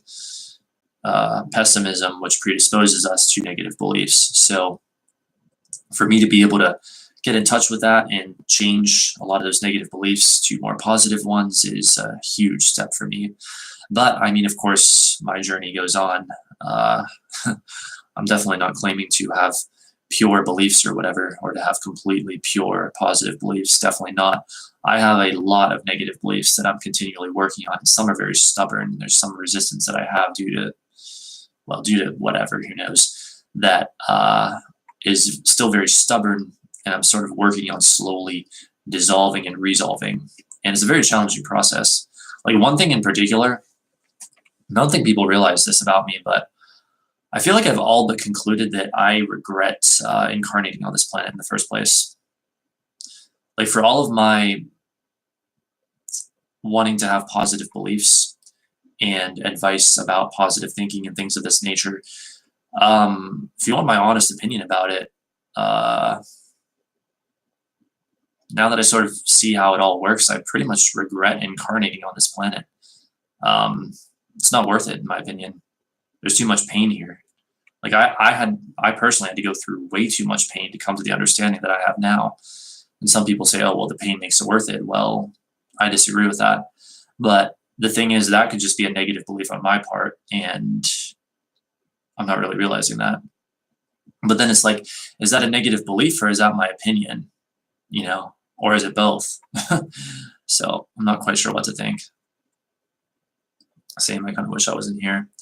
Yeah, it's like, don't get me wrong, I enjoy my life now, and I guess I'm glad that I'm here right now, but I'm not sure I'm glad that I came here to begin with, especially if things are far easier in the non-physical realm, and if some of what I've read is correct, things are far easier in other systems of reality. You know, I mean, coming to planet Earth, it's like, yes, the contrast, like knowing what we don't want makes us know what we do want. And the more we know what we don't want, the more we know what we do want. And every time we ask, as a result of knowing what we don't want, we get what we do want. Like, you know, every time someone is mean to you and you ask for someone who is nice, to put this in simpler terms, you begin attracting, or a part of you begins attracting people who are nicer, more nice people. And then once you sort of release your resistance and come into alignment with that, you can then experience that experience of more nice people. And so basically, the more pain you experience, the more pleasure you ask for, and the more pleasure you can get. Well, a lot of people would say, well, that makes it worth it. Well, what I'm here saying is that I'm not so sure it is worth it. And the universe, or whatever, anyone and everyone can think whatever they want to about that statement, including the universe at large, I guess. Maybe the universe doesn't really care from its perspective, or sees it from only like a all-loving perspective. I don't know, but I question if it was worth it. And my basic philosophy now is that as long as I'm here now, you know, I'm certainly not going to like kill myself and not be here. That would be a far worse thing to do, because it's like, now that I've gone through all the crap of being here, I might as well stay here, you know, especially now that I've figured out enough stuff to create a life experience that is enjoyable for me. So, you know, it's like, I definitely want to stay alive for as long as I can and live out the rest of my life. Because if I didn't, then, you know, all that pain is even more like not worth it. But what I'm saying is that I question if it was ever worth it to begin with. So, yeah, I don't know. Don't you think there's positive things along with negative things that happen? Particularly, what do you mean by pain? Positive things along with negative things that happen. Yeah, that's basically what I'm saying, is that there is that great variety. There's as much positive as negative. Well, actually, theoretically, there's far more positive that is experienced, generally speaking, but people often manifest experiences that are different from that, including myself. And what do I mean by pain? I mean anything unwanted, the negative side of the variety of this physical life experience. I mean the negative side of the contrast. So, you know, when I say pain, I mean literally that, any kind of pain, basically speaking. I question, you know, if it's worth it. It's like coming to planet Earth is a lot like saying, at least from my perspective, let's take a bullet in your arm or leg or something and be treated for it and survive and be all right and everything. And then get, say, $1 billion, like, for that, I guess, you know, like if you're willing to suffer, say, a bullet to a body part, you get $1 billion. That's the analogy of coming to planet Earth. A lot of people are so wanting money, and this isn't a perfect analogy, but still it kind of gets the point across. So many people are so wanting the money, like $1 billion, that they'll be like, oh yeah, I'll take a bullet to it, like my arm or something. They're like, oh, that's worth it. I am someone who is saying that I'm not so sure the bullet is worth it. That's what I'm saying. You're right, pain and pleasure are two sides of a coin. Personally, I think it's worth it. Yeah. Well, I mean, I'm glad that you could come to that conclusion that it's worth it. Like, that's definitely the more positive perspective. And probably the healthier one. But I don't know. I can't honestly say that I think that it was worth it after everything that I've lived, you know, after everything that it took to get me to this point, you know. I mean, I'm here to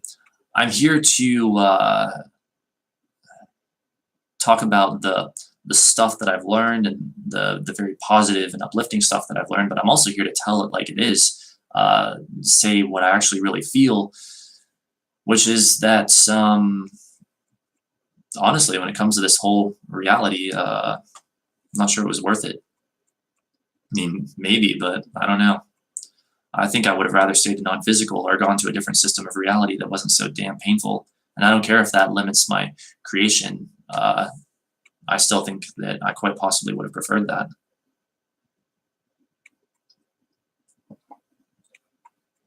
Like, coming to this planet is insane. And, you know, I would launch off on a list right now of all the reasons why, but that would effectively be a list of negative aspects, and that would make me more of a vibrational match to those, so I don't want to do that. because I don't want to attract, bad feeling crap into my life. But let's just say there's many dangers to coming to planet Earth. And for most people, some people are lucky enough to be born into, I guess, easier circumstances, but that's pretty much extremely rare. And even they are probably going to have intense challenges in some form or another.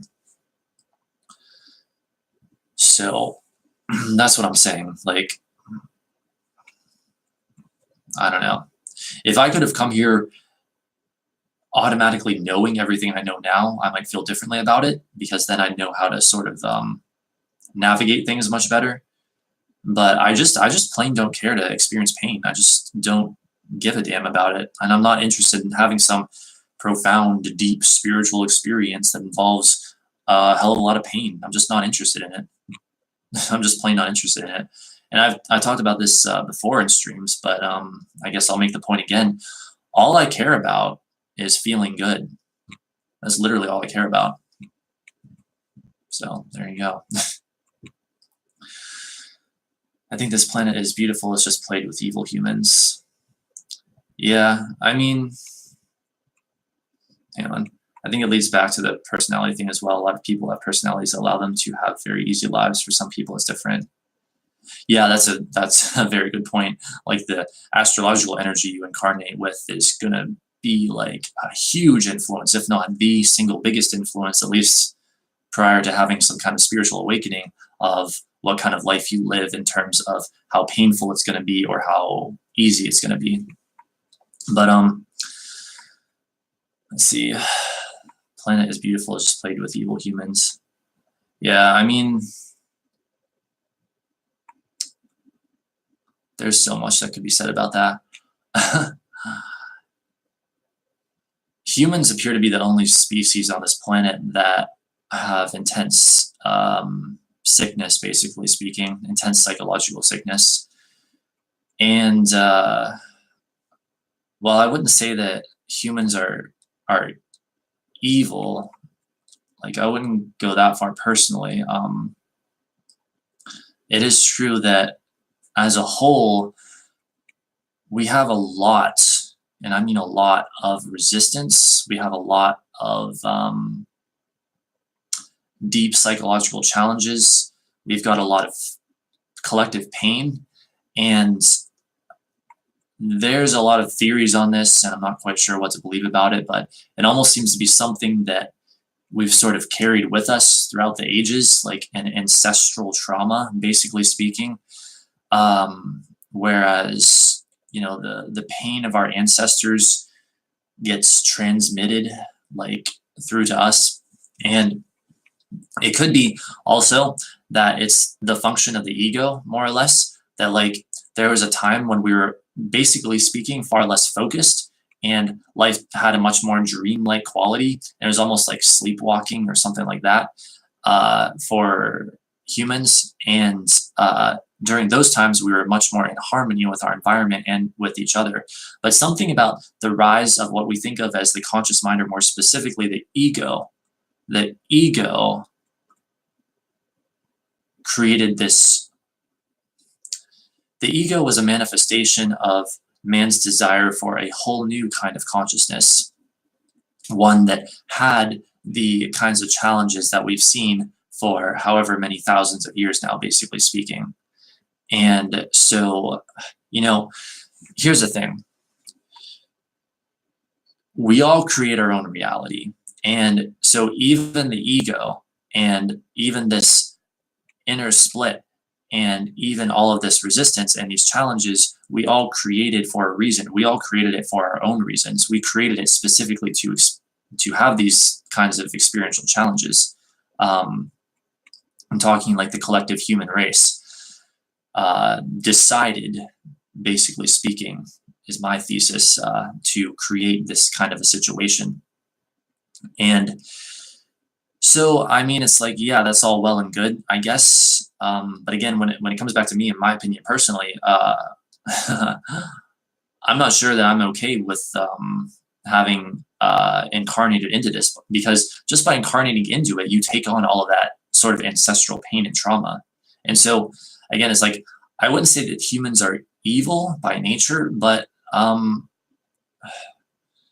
we've chosen to become very sick, essentially. And we've chosen perspectives of great resistance. Now, admittedly, there is huge potential for creativity and creative development as a result of the particular kind of consciousness that we've chosen to have. But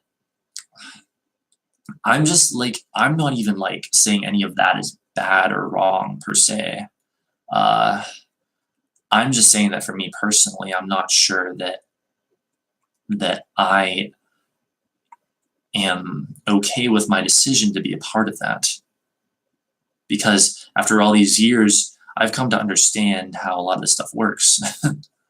And having this perspective of how things work, and you know, the pain that I've had to go through in this life experience, I'm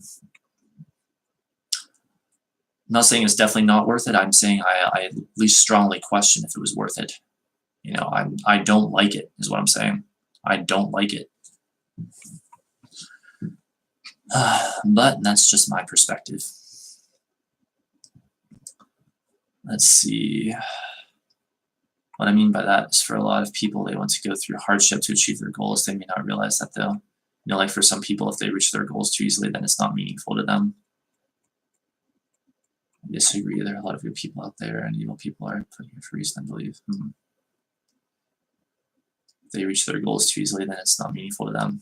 Yeah, it seems to be something that's hardwired into the particular kind of consciousness that most humans have. To have to go on sort of a quest, essentially. To have to fight and struggle and go through trials and go through what some call rites of passage in order to attain their goals. These can be minor goals as well as big overall goals. And you can see that like with Joseph Campbell and like the hero's journey, I think he calls it, perhaps. These various stages. You see it in the major arcana in tarot. I think you might even see it in astrology to some extent, although I've heard that cycle described differently, but you definitely see it in the major arcana in tarot, this idea of this quest that the ego kind of consciousness wants to go on, and it's very much a part of the human experience. But you see, well, let me give you my opinion on that too. I look at that now, and I'm not sure how I feel about that either. I'm like, and again, I'm not saying it's bad, and I'm not even trying to discourage people from doing it. I'm not sure. I'm not sure what I think of it, and I'm not sure that I personally would even want to have a part of it. But there are a bunch of like philosophies, especially I guess Eastern philosophies, that are sort of about transcending that, and I think ultimately that's what I'm about. I'm about transcending the typical egoic human experience, at least in some ways, perhaps not in all ways. But that's, you know, that's how I am. Maybe that's even a Capricorn type of thing. I don't know. You know, Capricorns, we have kind of this overseer energy. My theory is, us Capricorns, we don't necessarily so much want to be caught up in things and caught up in all the drama of other humans and stuff like that. We want to have this bird's eye view of things, more or less, and sort of figure out our own way. At least that's my theory at this point. That's certainly how I feel. And I also see getting in touch with my beliefs and changing my beliefs to match the kind of reality I want to create, like getting in touch with my beliefs in order to recreate my reality as I see fit. I see that as another way of transcending this sort of typical egoic journey that people seem to want to go on, a way of transcending reality, whether it's sort of meant to be that or not. That's literally what I see and how I use it, I guess. Let's see. I think when you say you're incarnating onto this planet, it's your ego speaking. I think from Source standpoint, Source knows what's the best for you. I'm going to take a shower later. All right, see you in a bit, Panic. Well, I mean, of course, though. Well, wait. I'm one of those people who don't want to achieve something easily. I'm a very dramatic person. I make everything hard for myself. LOL. Yeah, see, I'm the exact opposite from that, if I'm being honest. If I'm not feeling ease, then I'm not interested in something. But well, here's the thing, though. Like, no, I agree with you that indeed, indeed, from source perspective, there's no regret whatsoever about my incarnating. From source perspective, everything that I've got going on here, even my protest of it, is good and beneficial. It is indeed, I would say, my ego speaking that that says that I question if it was worth it to incarnate here. But see, here's the thing.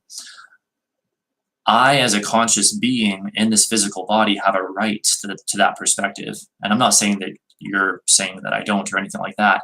I'm just saying, like, kind of to people and the world in general, I'm saying that as a conscious physical being in a physical body, I have a right to my opinion. You know, yes, I know for a fact that it differs from source's opinion about my incarnating here. But, you know, I'm not okay with this idea that so many have. And yes, I recognize it as a resistant perspective, but how many opinions that differ from source are not resistant perspectives? They're all resistant perspectives if they differ from source. But so I definitely recognize it as a resistant perspective. But I'm saying that I, as a conscious being, and yes, it's basically through the ego that I have that type of consciousness, can conclude that I'm not sure if incarnating here was a good idea, basically speaking. Like, and it's like, I almost don't even care what source thinks on this subject, because it's like source can think whatever the hell source wants to think. I'm the one who's stuck here in this physical body. Now, I'm not exactly complaining that much, because at this point I figured out how to manifest a very good feeling life for myself. But I am maybe complaining about, or at least expressing concern about my experiences in the past, and, you know, choosing to incarnate here and having to experience those. Basically what I'm saying. That kind of personality has caused me lots of troubles and suffering, but when I look back, I got a lot of enjoyment out of the experiences too. You mean the personality of, like, not wanting to be able to achieve things easily, or of wanting ease all the time? Like, I'm not sure which extreme you're talking about. I think you're talking about like not wanting to achieve things easily. But I mean, yeah, like that that is definitely a valid perspective and way of going about things as well, you know, like this idea of like encountering great challenges and overcoming them and experiencing great fulfillment out of that, you know, that I completely recognize the validity of that too. You know, why wouldn't I? That can be great in and of itself. And so I have a lot of respect for that. However, for myself, I'm not sure. Let me think about this for a moment. No, for myself, I think I'm, for the most part, pretty damn sure that that is not what I prefer for myself. Like, I'm completely okay with other people, you know, doing whatever their free will is to do, as long as they don't hurt anyone else or anything like that. Just for me personally, that's not what I prefer at all, really. My personal preference is to follow the path of least resistance, and that's why I always advise that to people. Follow my excitement, follow my bliss. It's all essentially ultimately the same thing. But what's funny about that is this whole hero's journey idea of like encountering great challenge also is one of following one's bliss. And it's this idea that following your bliss will lead you to the challenges that then are to be overcome. So maybe in some ways I actually am still compatible with this whole hero's journey idea of let's encounter a lot of challenges. But I don't know for sure how I feel about it. I'm not interested in making myself suffer any more than I have to. I'll put it that way. I'm not interested in making it any harder than it has to be, and I am interested in making it or allowing it to be as easy and as good feeling as it possibly can be in my path. So let's see. Personality is very dramatic, yeah. Yes, I get what you mean, Poetic. Just like I can't help but feeling a lot of resentment and anger and negative feelings in my day-to-day life, but at the same time, I enjoy the positive things that come along with them. Ah, yes. That's an interesting perspective as well. So what you're saying is you kind of have a bit of a mixed vibration going on. You've got the resentment and anger and negative feelings, but you've also got the positive things happening. Yeah. But I mean, lots of people are like, sort of have, that going on, a mixed vibration. Yeah, it's a funny thing. I think part of my Capricorn nature and also being a Taurus moon makes me very much prioritize safety and security. And so the last thing I ever want to be involved in basically is any kind of drama, essentially. Like if it serves me in some way, like if I feel like I really need to express something that I feel to someone, then I will often, I guess, tolerate the drama just because I feel like something really needs to be said. But that is the largest extent that I'll go to it. And even then, I'm not exactly enjoying it, and I'd kind of rather just stay out of it.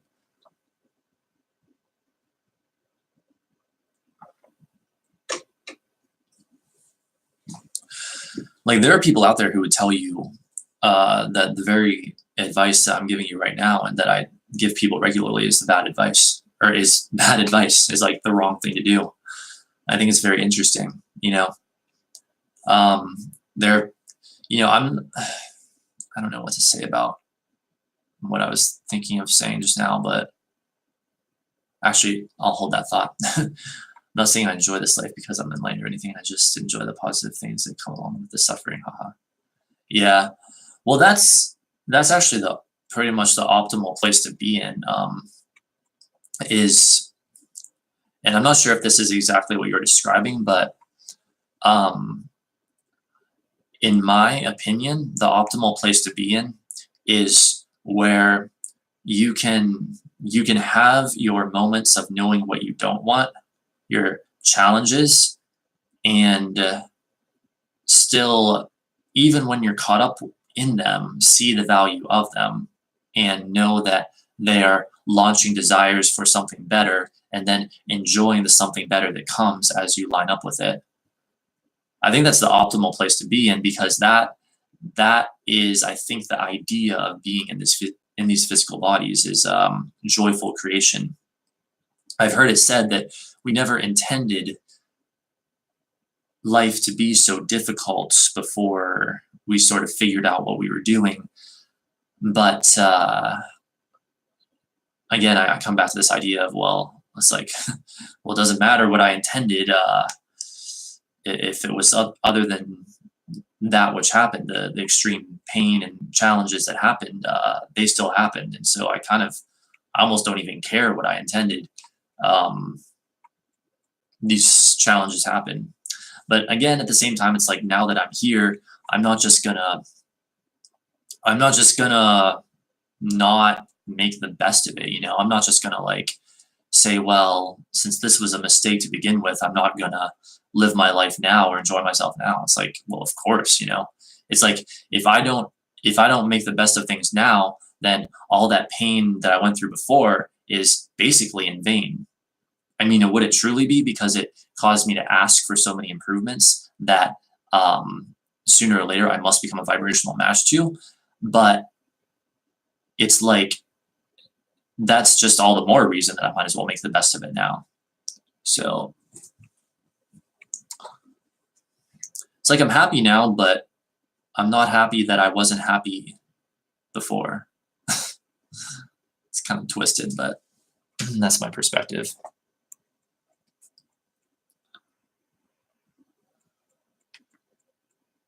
Glance at my phone real quick.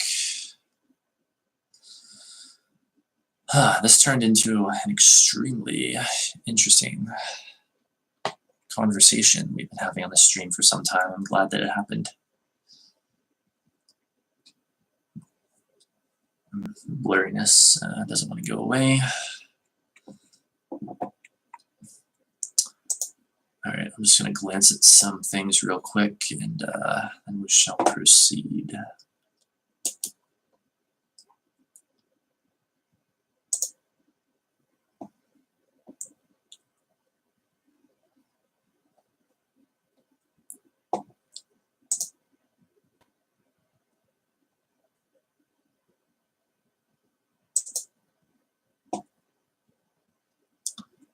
Yeah, this has been a delightful night.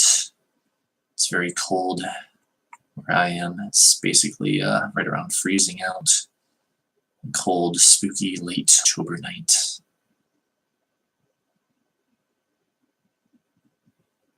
Let's see.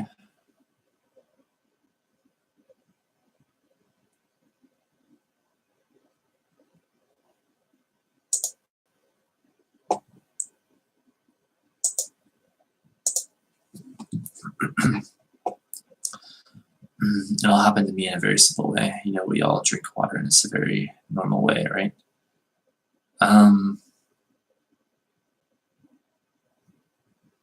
We all drink water. It's a very normal way. I'm not sure I know what you mean.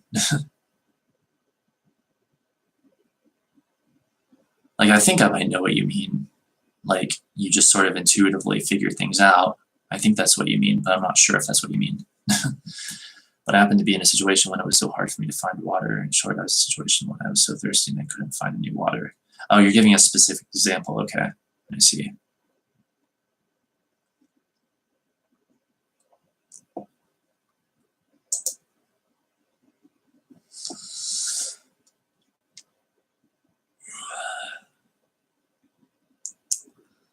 course, now it's technically finally the day after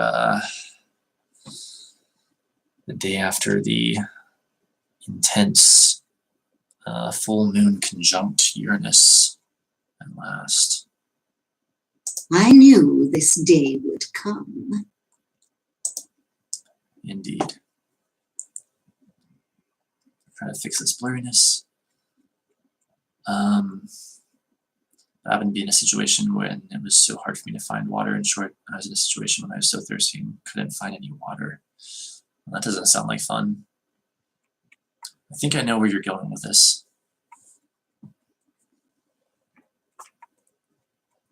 Apply some ballistics real quick.